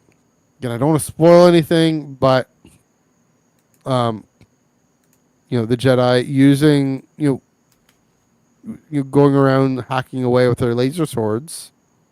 Is that going to help, or is that going to make the problem worse? And connecting it with, of course, why Keeve leaves the Order. Keeve having this brilliant moment in the Phase 3 comic where they're facing the rest of the Jedi are staring down the Nameless, and I think it's Tarek who's staring down the Nameless, and Keeve comes in and boom, splits one in half, Yeah. and we think, oh yeah, it's a great hero moment, which in the moment it feels that way, but in retrospect, like, we know what the implications of that are, and you got to read Trials of the Jedi to know what I'm talking about. Yep. Yeah. But that's, I mean, again, going that Filoni Lucas level with the balance of the Force in the galaxy, uh, and the way and the place of these called the Shrikerai in there, learning who they are, what they're capable of, why they're important to the balance of the Force and to the galaxy. Um, I mean, I want to see them again. I want to see more. We left us wanting more. Yeah, I mean, this grotesque parody of who they really are that we see throughout the High Republic. It's, um, yeah, Yeah. phase two as well. And I But yeah, it really shows what Markian is capable of, what the Nihil are capable of, and what the Jedi have to contend with. And then, yeah, like you're saying, with Kevin Scott coming up with this question in the very beginning with Skywalker at Skywalker Ranch. He's getting imposter syndrome. He's like, I don't know what I'm doing here. I should go home. He goes off, goes away, and comes back with this question: what do the Jedi fear? And thankfully, it isn't losing their power, like Palpatine says. It's, um, it is losing their connection to the Force. But also, I think with Keeve, it's losing their ability to gain the wisdom of the Force and to the ability to work for the support, the betterment of all life throughout the galaxy, and so losing their own identity, and the Nameless really become this vehicle for them to be tempted to lose who they are, both in the confrontation, like you said, they get husked, they get desiccated because the Force just gets sucked out of them, and in the response that they have to, the way they have to deal with it, and they think they have to deal with it by hacking and cutting them in pieces, and turns out maybe not. And without spoiling, I like the connection of the Force as a whole Yeah. to Yeah. these characters, to these creatures, and it's like, again, the impact of this overall arching story is the Force is like the biggest aspect of what we're exploring here, and even Mhm. these enemies, or at least we think of as enemies at this point, are Yeah. connected as well, even though it feels like it's a void. Um, Mhm. the blight. Yeah, I'm happy you mentioned that because I almost forgot to mention that. Blight is very connected to the nameless as well. But it's really cool to see, like, again, the horror of it is like this creeping darkness or void that it Mhm. just keeps encroaching and encroaching. It's stuck in a Jedi temple. You Yeah. see Yoda. There's a sense of urgency, as you put it before today. Mhm. A sense of urgency in the story. It's like more and more Jedi are needed to push back with all their meditation power of the Force channeling to push this thing back. And then at the end of the Trials of the Jedi, it's like, oh my gosh, we're getting like every Jedi in this tiny room. Not even a tiny room, but there's got to be like 100 Jedi down there holding this thing back. And Yoda, it has to Mhm. walk away, and four people have to replace him because he's like so Yeah. strong. He needs four people to replace what he did. It's so that shows the magnitude and the significance of it. But one other final faction we did not mention at all. Actually, you might have mentioned them. Is the Drengir, and Mhm. Yeah. I have a soft spot for these guys because going back, going back to the Sure. first High Republic story. If you Mhm. really want to get into the weeds, I think our first High Republic story was In the technically weeds. In the weeds, Chris. it was a High Republic short story and a special edition Target edition of by George Mann about what is it? Uh oh gosh, the mysticism of the Force. No, there's these, you know what I'm talking about, the short story middle grade or The young adult collection of stories. Oh yeah, the Myths kind and of not the Fables. holiday treasure. Yeah, Myths and Myths and Fables. Yeah. Fables had a Drangir Mhm. story in it, but it was only available at Target. So I Yeah. had to drive to Target, realize they didn't have it, Correct. and then I had Mhm. to actually special order the book, and then I was so happy because I'm like, yeah, Yeah. I'll have the complete collection now. Um, Yeah. but yeah, those things were cool because it was Mhm. we talk about the lack of Sith, but these things were actually created by the Sith. Am I right? Like, didn't weren't they I like think so. alchemical creations that the Sith made, Yeah, and they rebelled against the Sith or something like that. right.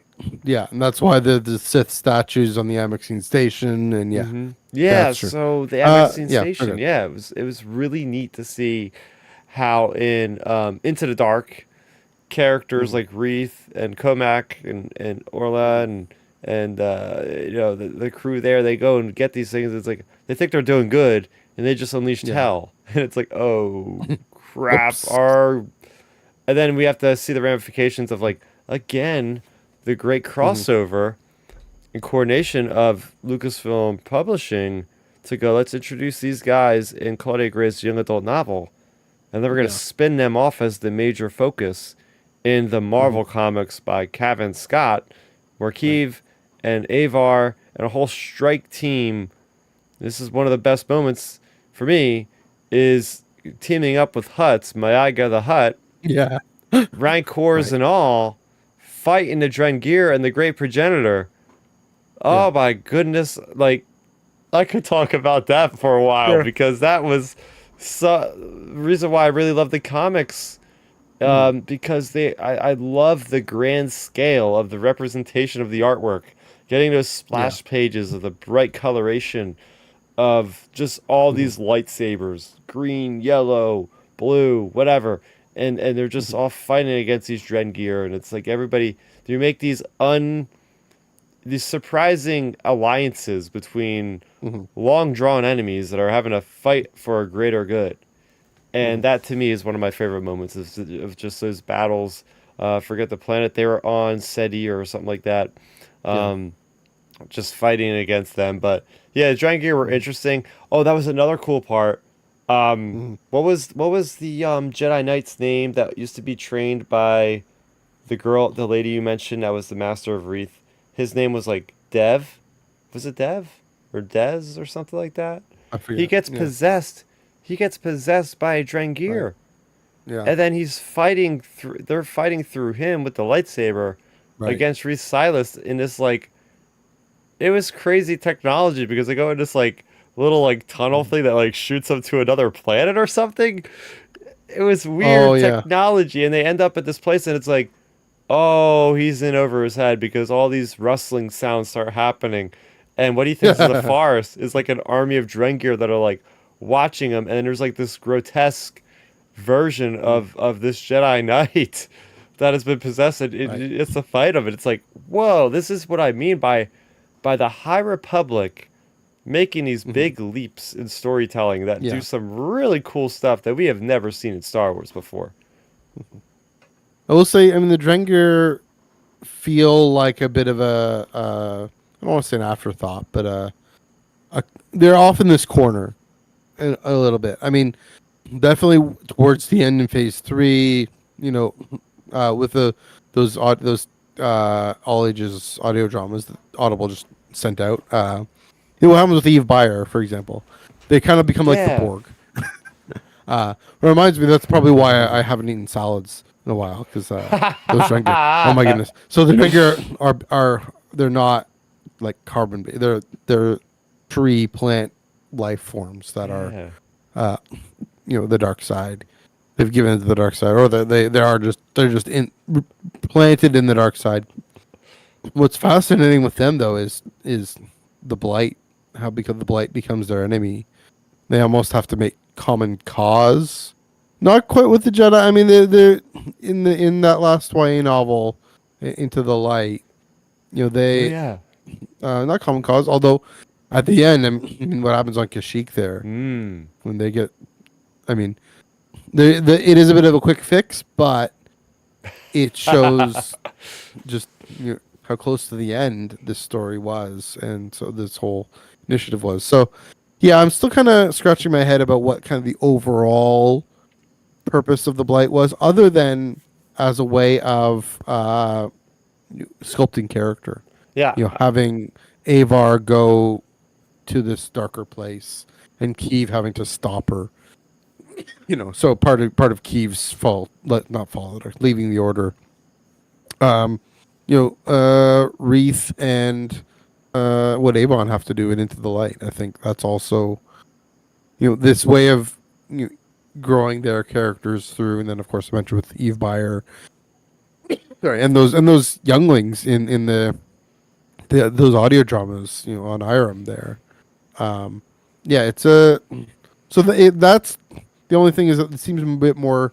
It seems more like a character foil of a plot device, Okay. but definitely a cool concept. Well, I'll grant you that. yeah, because Yeah. the concept to me is the biggest thing, and the idea again. I was talking about villains before, about hey, I'm Yeah. tired of seeing the same archetype of True. like an empire with soldiers with this armor and good weapons, and they're a Mhm. militarized organization.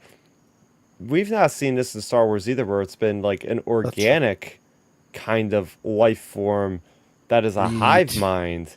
Must That feed. yeah, like that is so creepy. I Yeah, that's love right. how the High Republic leans into Kevin Scott as this huge horror guy. So Yeah. I like the fact that we're getting these darker parts of the Star Wars galaxy fleshed out, where it's like, hey, I walk Mhm. through a park. I after reading some of these Star Wars things, I might start thinking like, ooh, what if that bush was like actually trying to eat me or something? Like there's some Yeah. really cool Yeah. concepts, like you put it, that I'm happy that yeah, maybe they weren't like the most profound thing in the initiative, but I Mhm. appreciated them being there because Yeah. again, it adds something new to the Star Wars galaxy that we Mhm. haven't seen before. They are menacing, they are effective in what they did, Mhm.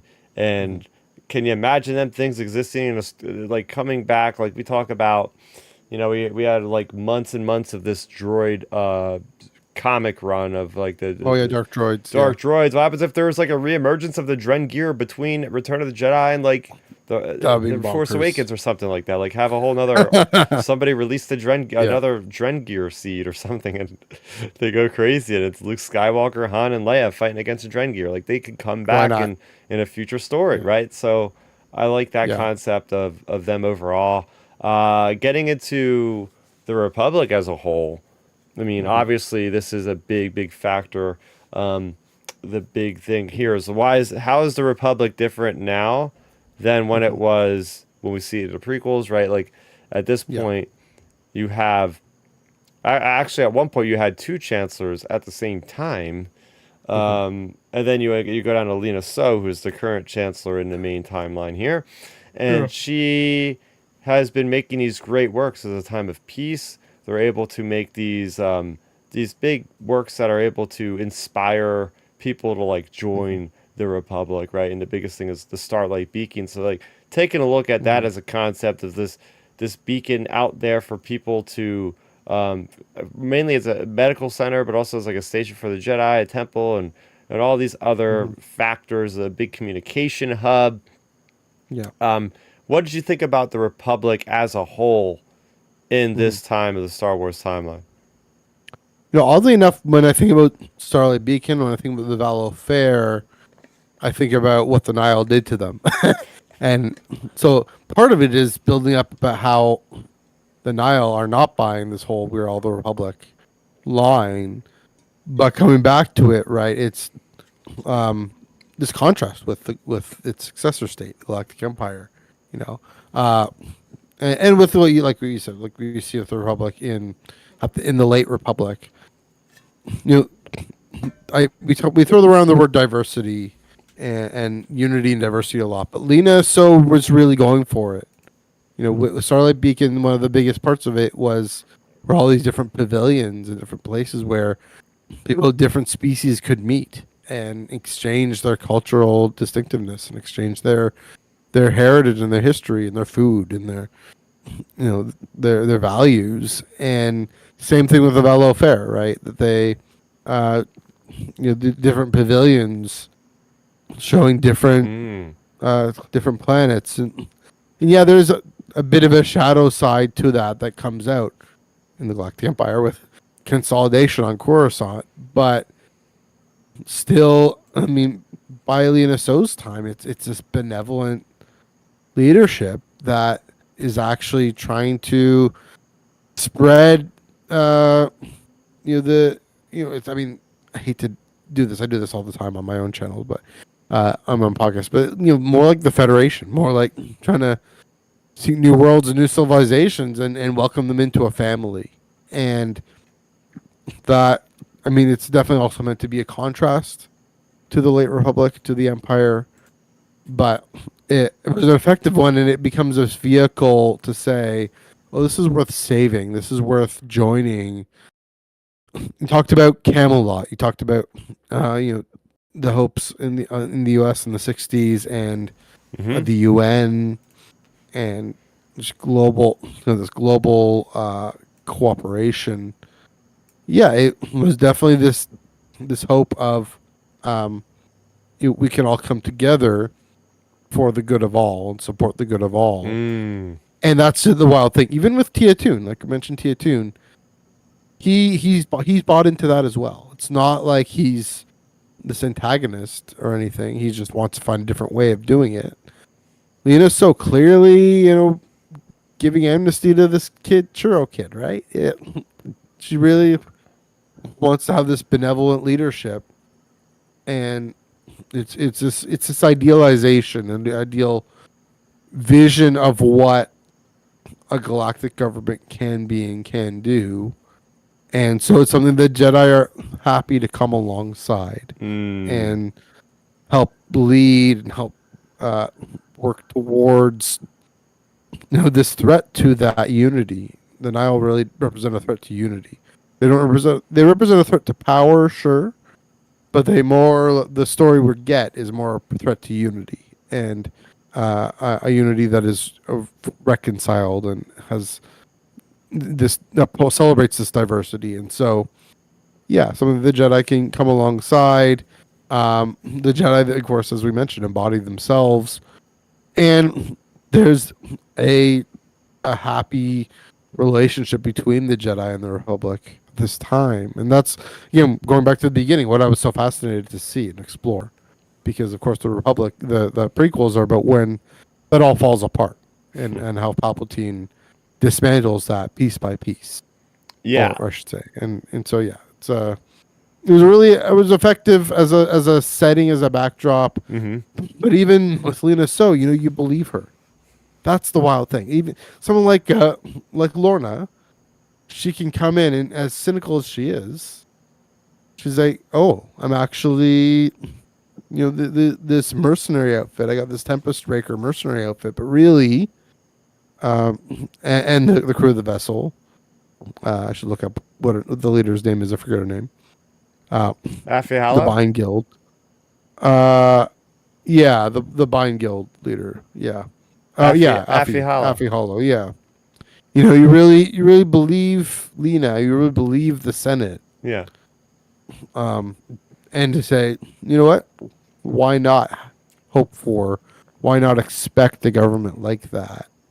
Uh, that's one of the things the High Republic offers, is this idealism about Mm. what the Republic can be. Yes, and what goes hand in hand with that whole concept is like, what is the Republic standing for? Why are they seeking other people to join them? And that is another, besides the Force, is one of the biggest things that got me excited in the Jedi, Mm-hmm. is the idea of the unknown. And that was a big Mm, promise to us was, okay, this is going to be a time of exploration. I'm scratching my yeah. head going, wait, we're how close to A New Hope? And they're just exploring the Outer Rim at this point? Like in Legends, we're like, we've been doing that for thousands of years, I think, at that point. Mhm. And this is the new canon, right? We're Yeah. going back the furthest in the timeline with canonical. This makes sense. If you look at a galaxy map, and they've recently just redid it on the StarWars.com, I highly Hmm. recommend looking at it. Because the Outer Rim is basically half the size of the actual galaxy. Like, it Yeah. is huge. So I love the idea about the concept of like, okay, the Jedi, especially in Phase Two, the Jedi are going with these Pathfinder groups. They got these comms, they Mhm. got these medics, they got these whole teams, droids, and they're going out there making first contact with these different groups of people. Hmm. And while I could have honestly used more of that, I feel like Mm. the middle grade novels, oddly enough, are the ones that were actually paving Yeah. the most territory with that. Because Hmm. a lot of stuff was just Iram and Arona for the most part there with the adult Yeah. stuff. But that was something that really interested me. I'm like, I want to go into the unknown. I want to see what it's like for like the Republic to meet like a Togruta for the first time, or some Yeah. other random species that we know and love in the original Hmm. trilogy at this point. Like, that was the promise. So now we're going in, we're going, okay, the Republic is going to make first contact. They're going to explain why it is, why it's important, why these different planets should join them. What was the benefit of joining the Hmm. Republic versus Yeah. being independent? What benefits do they get? So I like that whole concept of going in, and that would be the end goal. Is like, okay, we do this for you guys. We Hmm. help you with this conflict. Um, we'll grant you, you know, the place in our republic to be safe, and we'll give you support on all Hmm. this sort of thing. So yeah, the exploration aspect with the Pathfinder teams and all that with the Jedi pioneers, like in discovering, you know, the wild wild west in America, that kind of thing was Yeah. one of the things I enjoyed a lot. Yeah. The Catacoot, these bat creatures. That Yeah. was a great story. Yeah, the all ages. Yeah, which again helped. I mean, it did that, but also then bringing in the whole Planet X, quest for Planet X, Hmm. and of course with then Marta is able to get there independently. But yeah, it's really sets the stage, sets the table for. I mean, it's literally setting right. Yeah, the exploration, but when maybe just a bit of a tangent, but the next time they do a story thing like this, they have to go even further back in time. Means the map is going to have to be even smaller.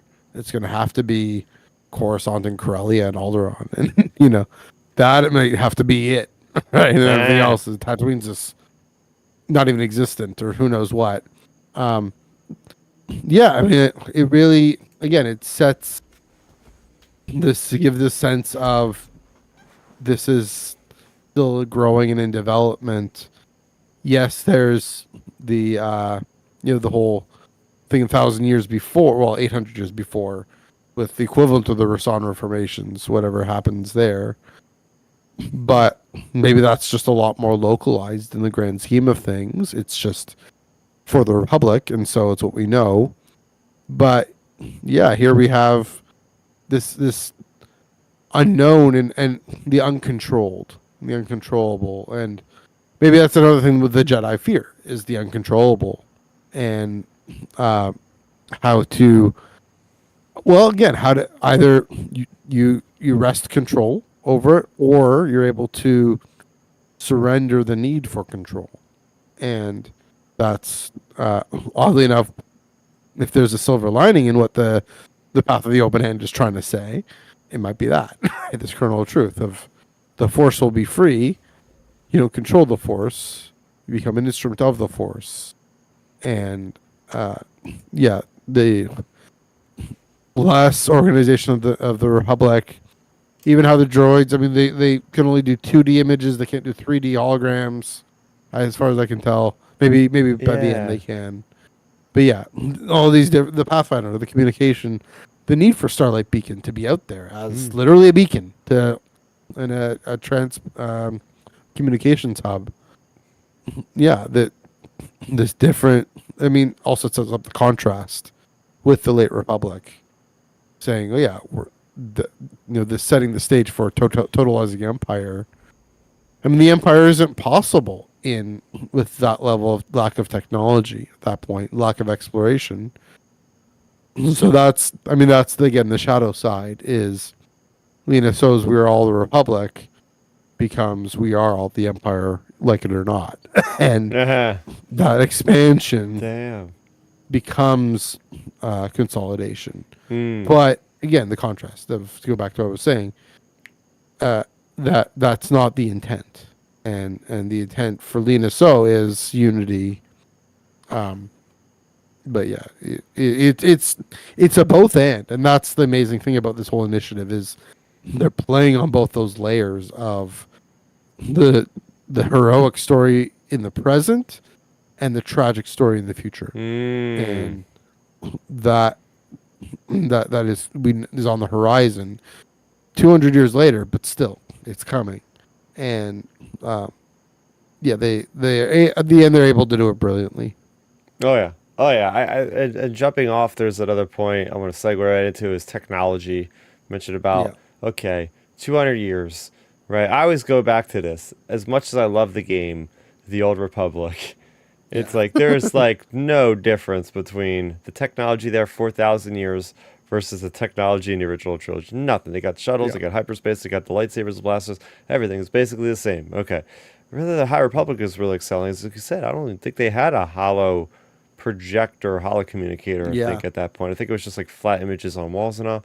But like even going a little step further, like dealing with hyperspace travel. First thing I want to talk about is the path Hmm. engine, the Yeah. idea of like you're playing off the hyperdrive, but somebody named Mary Santeka had this ability to like create analogous pathways through light speed that weren't accessible in any other way, that would Hmm. skirt around current hyperspace routes so you could bypass them, and it was just like crazy jumping mechanics. I remember the first time reading Light of the Hmm. Jedi, Yeah. seeing the Nile utilize these tactics of like just jumping quick jumps around, and there's Hmm. no way you could tell where they're going to pop up. It was Yeah. quite brilliant, and it really was inventive on okay, how we can make these guys, they're obviously lacking like really good ships. They have cobbled together ships and whatnot. Hmm. But if we give them this kind of path drive engine, oh, now they become a formidable threat to the Republic and the Yeah. Jedi, you know? Yeah. I think the implication with Mari is that she's able to sense where the paths are through the Force, and that's the thing we see with in Rebels, for example. We see how hyperspace is connected to the Force. Quest for Planet X, we see this weird device. It's probably some weird Force magic able to navigate, in the Wayfinder. And so, um, yeah, it goes back to, I think, even at one of the conventions, it was maybe Daniel Jose Older talking about, or Kevin Scott, one of the two, talking about how is the origins of hyperspace and hyperspace travel. And yeah, you have the graphs and the Santekas really kind of technologizing this and instrumentalizing it, which can be useful, making it more predictable and uh, more usable. But this still goes underneath that to the mysticism of it, of going through the living force of the cosmic force. I mean, they haven't ever fully explained what's going on there. All we got is in Rebels, we got Ezra and them getting on these wolves and going through the planet, the world between worlds. But yeah, that's definitely um, exploring kind of part of the nature of that, and even how Mari Santeka, her nephews basically try and take this thing and run with it, and Mm-hmm. try and uh, take her her ability to, and we don't see this directly or literally, but her ability to uh, sense where these paths are, and again, this is the implication, and package them into a sellable product, a marketable product, which, yeah, I mean, almost loses some of the humility of it, um, but make someone like Vernestra more important, and that's why I think it's at the end of is it um, the second YA novel that in phase one where she meets Mari and Mm. that secret that we see come back in Trials of the Jedi, right? Yeah. That becomes important again. You know, Vernestra having these headaches and these visions in hyperspace that gets alluded to in the Acolyte, by the way. Nice little allusion there. Yeah. Uh, it takes this specialized force sensitivity to initially be able to figure out how to travel through hyperspace until they develop the kind of engine that can do it. Mm. Almost to say every, I don't know if this is the case, but every hyperspace engine is like a path engine. They kind of figure it out, but also, of course, with the storm wall, they have specific paths to get through. Well, But we're gonna talk about that. yeah, yeah. So, um, yeah, again, it's similar, like you're saying, similar to with the Republic and the exploration with the technology. These things still in development, still in this pioneering stage of figuring things out, just like exploring the West and expanding to the West. Yeah, no, I really think that the idea of the path engine really adds a lot to overall kind of what's happening with the entire conflict, right? Because then one step further than that, you build it to the storm wall, and the storm Yeah. wall ends up becoming like this crazy thing we've never seen in Star Wars before. Mark Adro has the power to Mhm. block off a large swath of the galaxy, Yeah. and the scariest part is he can expand it. And we're reading these books and growing. They're Mhm. trying to get through it. People are dying because they think they can fly through it, but it Yeah. envelops them and kills them.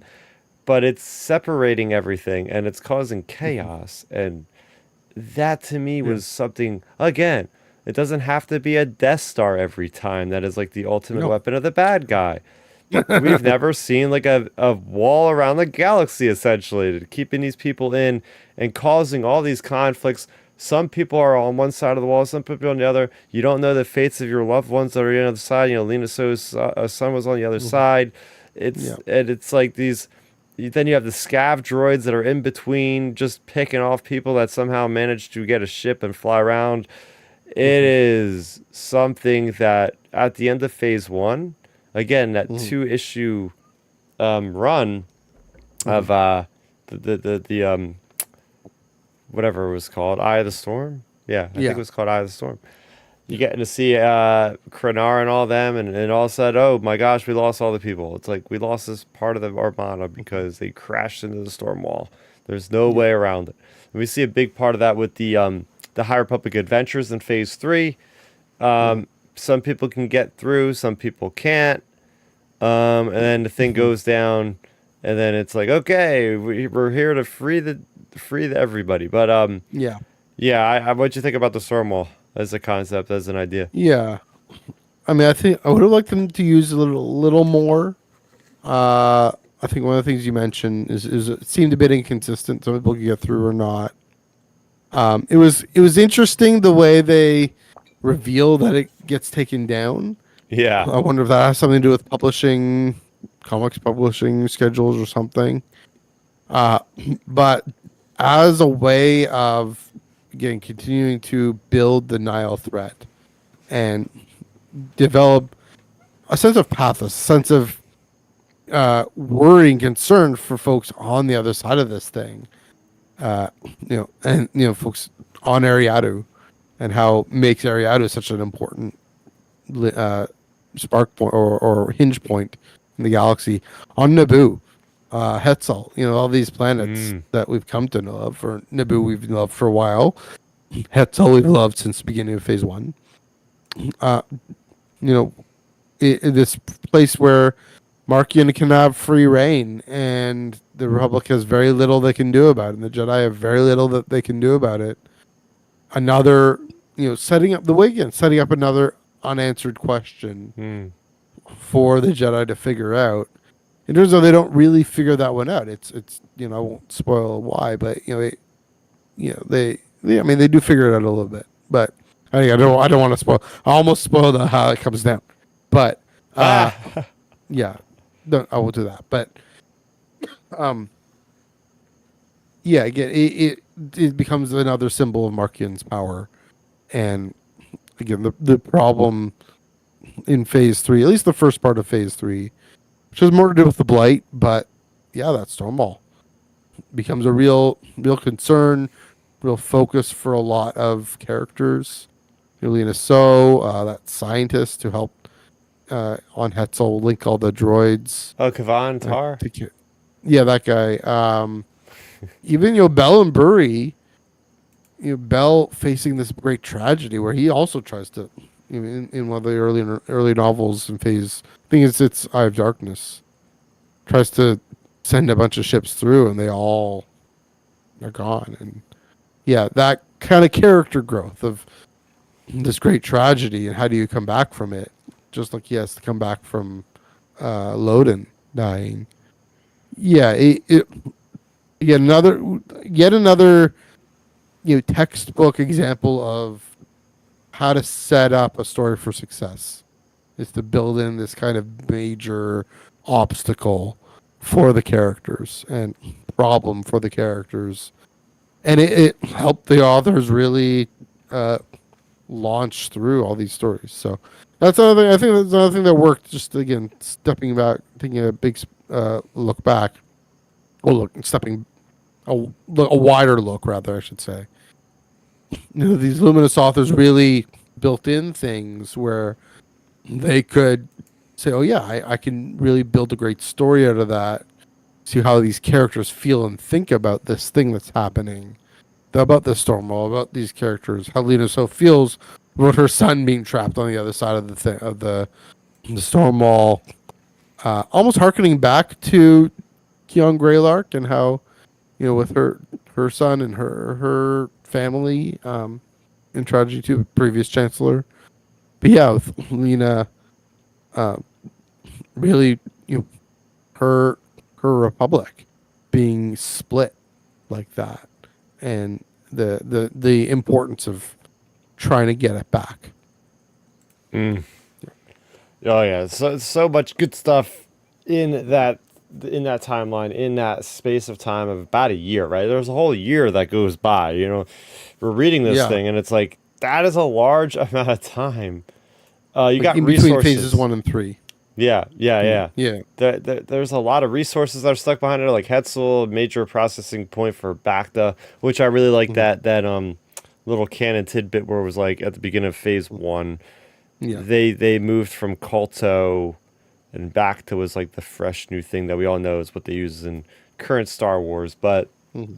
I think one last topic I Yeah. want to talk about tonight is just picking through some of the major events, Hmm. major flashpoints, if you will, battles and whatnot in the High Republic phase 1, 2, 3. Because at this point, I'm like when you talk about battles and different moments in Star Wars, you think about the Battle of Endor, think about the Hmm. Battle of Scarif, you know, the Battle of Yavin, Battle of Hoth. Then I'm thrown in there, the Battle of Jeddah. Now I'm thrown in there Yep. the great disaster at Hetzel. I'm throwing in there the Night of Sorrow at Dalna. Mhm. Yeah. All these big major events. Hmm. The crusade of like what is was it 9 or 7 nights that went out there to Planet The X. 9. The Yeah. 9 nights going out there is like a Lord of the Rings style thing Yep. going out there. Of course, the Battle of Iriadu. We get to see that from multiple angles, different things going on there. So Hmm. all these major events, and they are fleshed out so well because again, the crossovers, you're getting characters like, oh, Sav Maligan ends up at Ariadu, in Yeah. phase 3, and Hmm. it's just such well done storytelling because you're getting all these characters that have again their own depth, their own motives, ending up and fleshing out this wider conflict, and you're more attached to what's happening because you want to know what exactly their intent and different things are in this specific Hmm. moment or battle. So, what are some of your favorite moments with some of the events that happen? Yeah. Oh, that's shoot. 'Cause I was going to comment on how it's great how they organized it around these things. Yeah, true. Really Yeah, yeah. smart of them. Favorite battles, favorite events. I mean, yeah, the Crusade of the Nine. If you, I don't want to use the word crusade, but yeah, you could, whatever word we want to use. Um, Again, Trials of the Jedi is such a fantastic novel. If you haven't read it, you should read it, guys. Yeah, it's hard to pick one. I mean, I don't know. I don't know. They're all great. I can't answer. I'm sorry. They're all really rich. The Battle of Jeddah stands out as. I mean, it's the entire Phase 2. In fact, it's at least the second half of Phase 2 is just the Battle of Jeddah, and um, yeah, I mean it's where the Path of the Open Hand really becomes denial in a deep way. It's where the Jedi have to reckon with: are they really able to be the guardians of peace and justice throughout the whole galaxy? Even in this place that's kind of their spiritual home, they're not the only show in town. Um, just how intense and pitched it is. All the way from going, yeah, the phase 2 ones in the Night of Sorrow.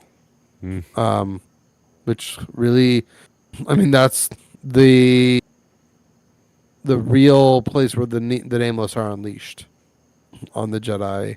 Um, setting up again how dangerous they'll be in phase 3, but yeah, the those two, the Battle of Jeddah and the Night of Sorrow, are the transition between, or what make the Nile who they are, Mm. right?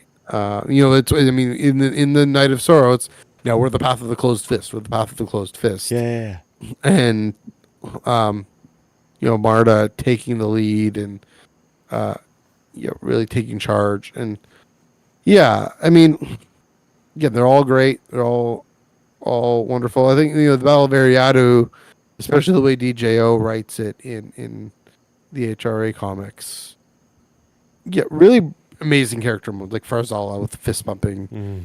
Uh, Again, younger characters finding their ground, finding their own, and coming through with really brilliant heroic moments that require them to look within. With Farzala having this vision of his master, was it Obertuk, I think, Yep. and having to say, "No, I belong here. I belong in this moment. I'm going to make the most of it." And he takes the shot. Um, so yeah, uh, there are a few. Again, it's hard to answer, but clearly, again, really smart move of another smart move. Again, setting it up for success, narrative success. Let's focus each of these waves of stories on a certain thing. Even the dedication of Starlight Beacon, Mm. right? Which Young Jedi Adventures even Yeah, gets to, yeah. right? Can't forget that one. And then um, the Vallow Fair, and then the Fall of Starlight. Fall of Starlight, I think people are sleeping on a little bit. Yeah. At the end of phase 1, I think again another. I think that's a major blow. I mean, that the Fall of Starlight and the Rise of the Stormwall are they're two sides of the same coin. They're two parts of the same move of the Nile, really setting themselves on the stage and really announcing themselves as, we're here, we're going to cause trouble, uh, come and get us. Because of how which symbolic power the Starlight Beacon had for Lena So, for her, it's her first great work, her first major foray to expand the Republic, expand its reach, expand its embrace, and here Markian goes and takes it down. And that, I mean, what that does for all the different characters too. So, especially for Nestra and for Kiev and for Avar, Avar being AWOL, um, for Stellan, Oof. and the effect of Stellan on Avar and Elzar, Oh and of man. course, yeah, what Elzar does, God. like you mentioned, Elzar killing um, Chanciero. Yes. So yeah, these key moments. That's the thing, and from the beginning to the end, from the beginning of the Great Disaster uh, to the nine, and how Markian, that final confrontation with Markian.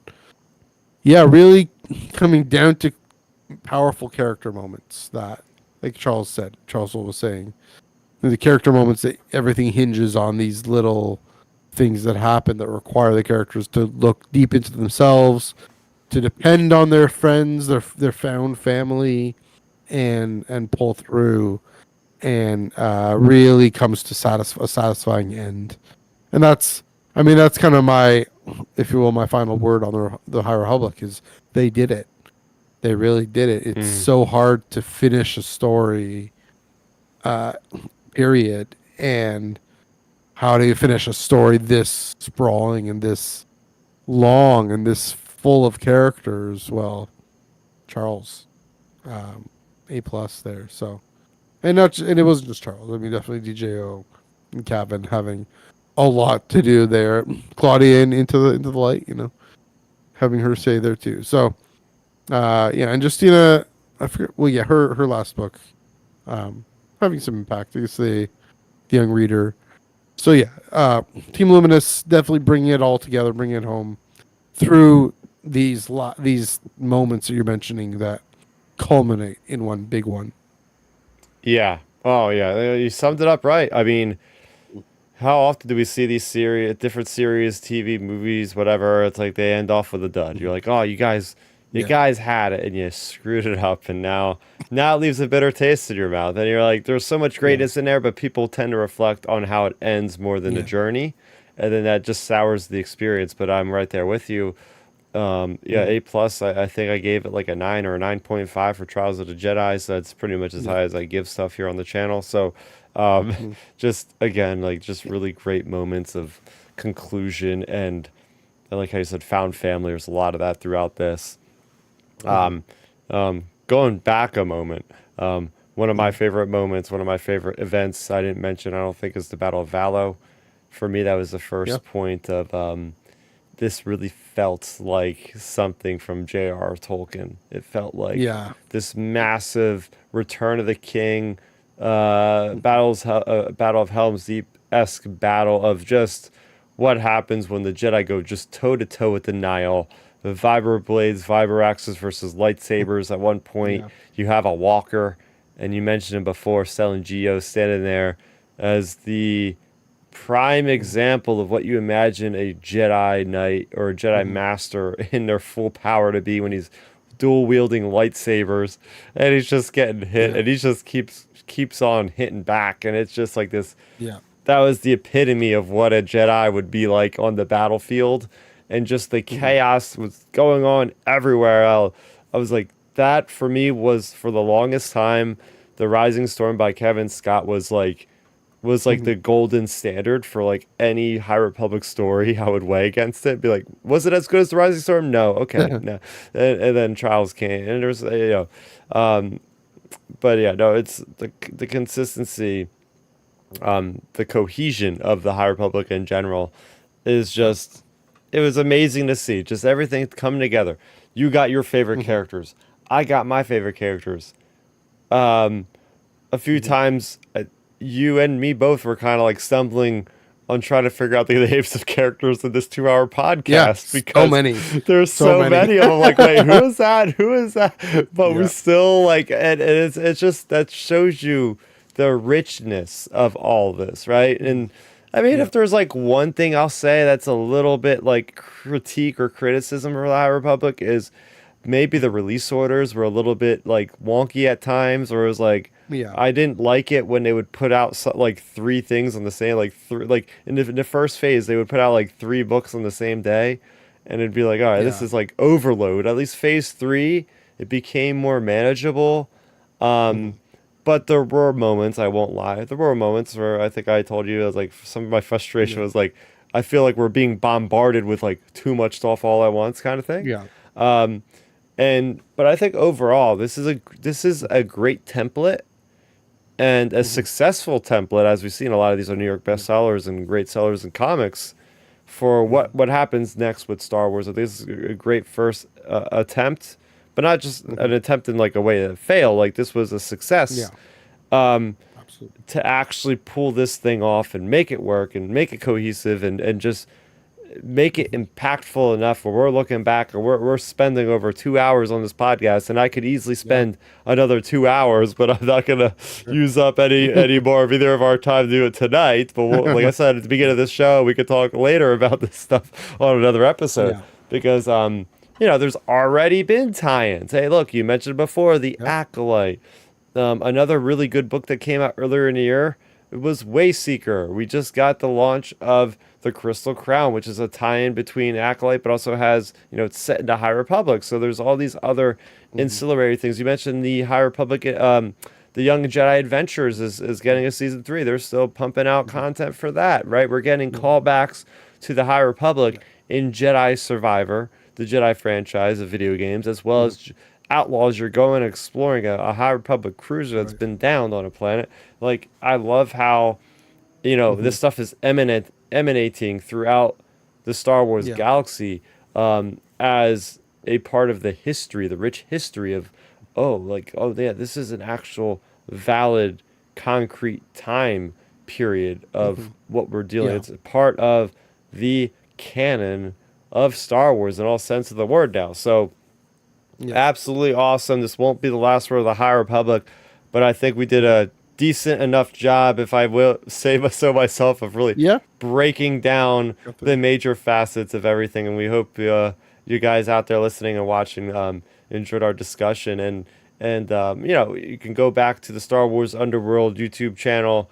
We've mhm. talked about every comic that has come out in detail. 40 minute to hour long episodes on average for At every least since episode we do. October 2023. At least since then.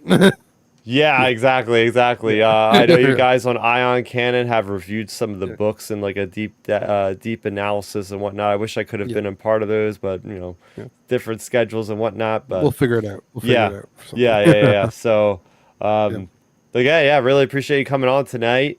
Yeah. I wasn't gonna talk about this myself in like a brief 30-minute thing last week, and then I kind of reeled Yeah. Good myself call. back. We're like, why am I just gonna do this by myself with my two co-hosts Yeah. that haven't like read any of it yet? That's gonna be awkward Sure. for them and awkward for me trying to Yeah. explain all this stuff. It's like you guys can take a break for a week, and I'll bring on the expert here for the High Republic. Right. Um, Yeah. but yeah, this is a good example if you guys want to hear our banter back and forth like tonight. Tune in over to the Star Yeah. Wars Underworld every Wednesday night at 9 p.m. Eastern for the Tractor Beam, where we're talking Mhm. comics. We're taking a break this upcoming week, but we'll be back next week to talk about Yeah. Jedi Knights number 7 and what will be Star Wars issue number 4, I think. Yeah. I think ongoing and then the insider short. That's right. Oh Yeah. yeah. I'll throw that in. Oh Yeah. yeah. Yeah. There with a quick tease for you in the audience. There may or may not be a High Republic tease in that story. Well, that's good to know. I haven't read it yet either, so good to know. All Yep, right. that's why I said you Um, would enjoy it. So, there we go. There we go. oh Yeah. No, man, it's yeah. good. Yeah, it's so good. No, I was So just good. gonna Ryan. start to say like, yeah, thanks for being on. Yeah. Any of your platforms you want to promote? Yeah. Yeah. Well, first off, to say, I mean, again, High Republic. It's been one of my favorite things in Star Wars, so I'm Yep. glad to be. If people are willing to consider me an expert in High Republic, I'll take it. I'll take the compliment. Um, yeah, you can follow my two podcasts. Chris, you mentioned Tractor Beam. I mentioned Ion Cannon. We used to call ourselves, Joel and I said, the home for the in-depth discussion on lore, the High Republic, and the whole canon of the galaxy far, far away. We put High Republic in there as such a focus, and we're gonna have to change that now because the High Republic is done. I'll figure out what we do there. Yeah, you can catch that on the Underworld channel Mondays at 8:30 Eastern, 5:30 Pacific, and that goes into a lot of deep dives about different conversations and topics. So, a great example coming up this Monday. Joel and I are talking about the George Lucas Guillermo del Toro panel at San Diego Comic Con. What is art, and how art makes community, and how does that help us understand what George was trying to do with Star Wars, and those kinds of conversations we get into. We also did do a bit more of a newsy show last week about Star Wars at San Diego Comic Con and just different reveals, and we did a bit of that also on Tractor Beam with the comics.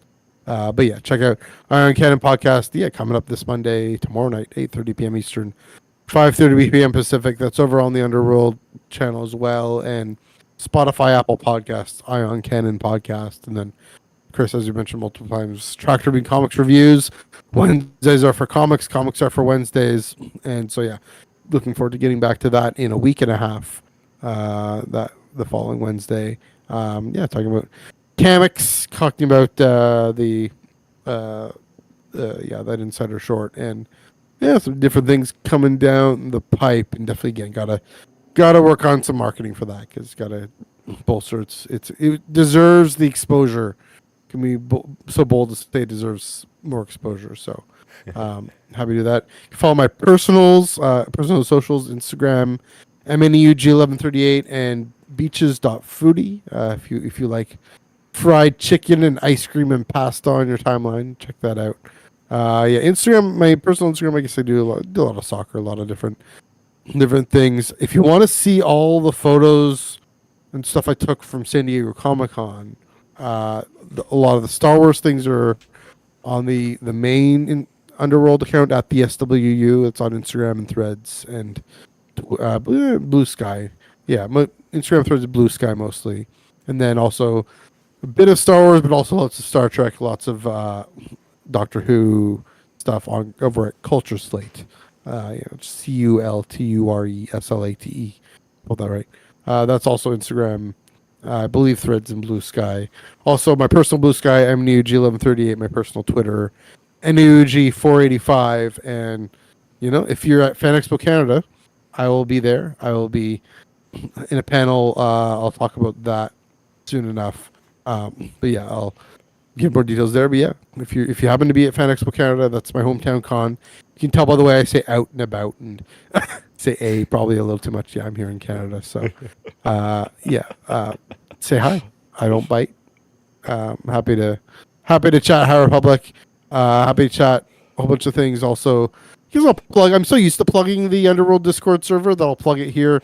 Yeah, just DM us at any of those socials, and we can send you a link to get into the Discord server. We've got some great conversations all about Star Wars, High Republic, movies, comics. Joel is very active in that. So is Ben, and Chris, you're in there a little bit as well. So yeah, check that out. I guess they do have some game nights and things like that going on. So Oh fun yeah. times there. But yeah, I think that's about it to plug. Yeah, looking forward to seeing you again on Tractor Beam. Looking forward to coming back on our transmissions every now and then. My Sundays are about to be a bit busier starting in September, my Sunday nights, but yeah, we can make it work. Talk about whatever else is happening. Oh yeah. Oh yeah. No, it's been a pleasure. It's been an awesome time Yeah. to have you on here. Heads up, next week we'll be talking about the breaking news, the big news of the last couple of. There's been like barely any news, but apparently we're What are you? going to get a big casting. We have a big casting announcement. Yeah. Matt Smith is going to be in Star Wars Starfighter as a villain, so we're going to deep dive into that. I really like Mhm. that actor a lot. I've seen him in a lot of things, enjoyed him in most of the things he's ever been in. So we'll break that down. Nice. We'll have Ben, we'll have Milton Mhm. back in the line here, but that's gonna do it for me. You can follow me over on Twitter at Starrapter, and if you're listening, you can find us on YouTube.com/Starrapter. And if you are watching, you can listen to us after the fact. Just search Outer Rim Transmission. We're on Spotify, Apple Music, and more. So for Matthew, for Chris, aka Starrapter, that's gonna do it for Outer Rim Transmission episode 204. Thanks for watching. May the Force be with you. End transmission. Always.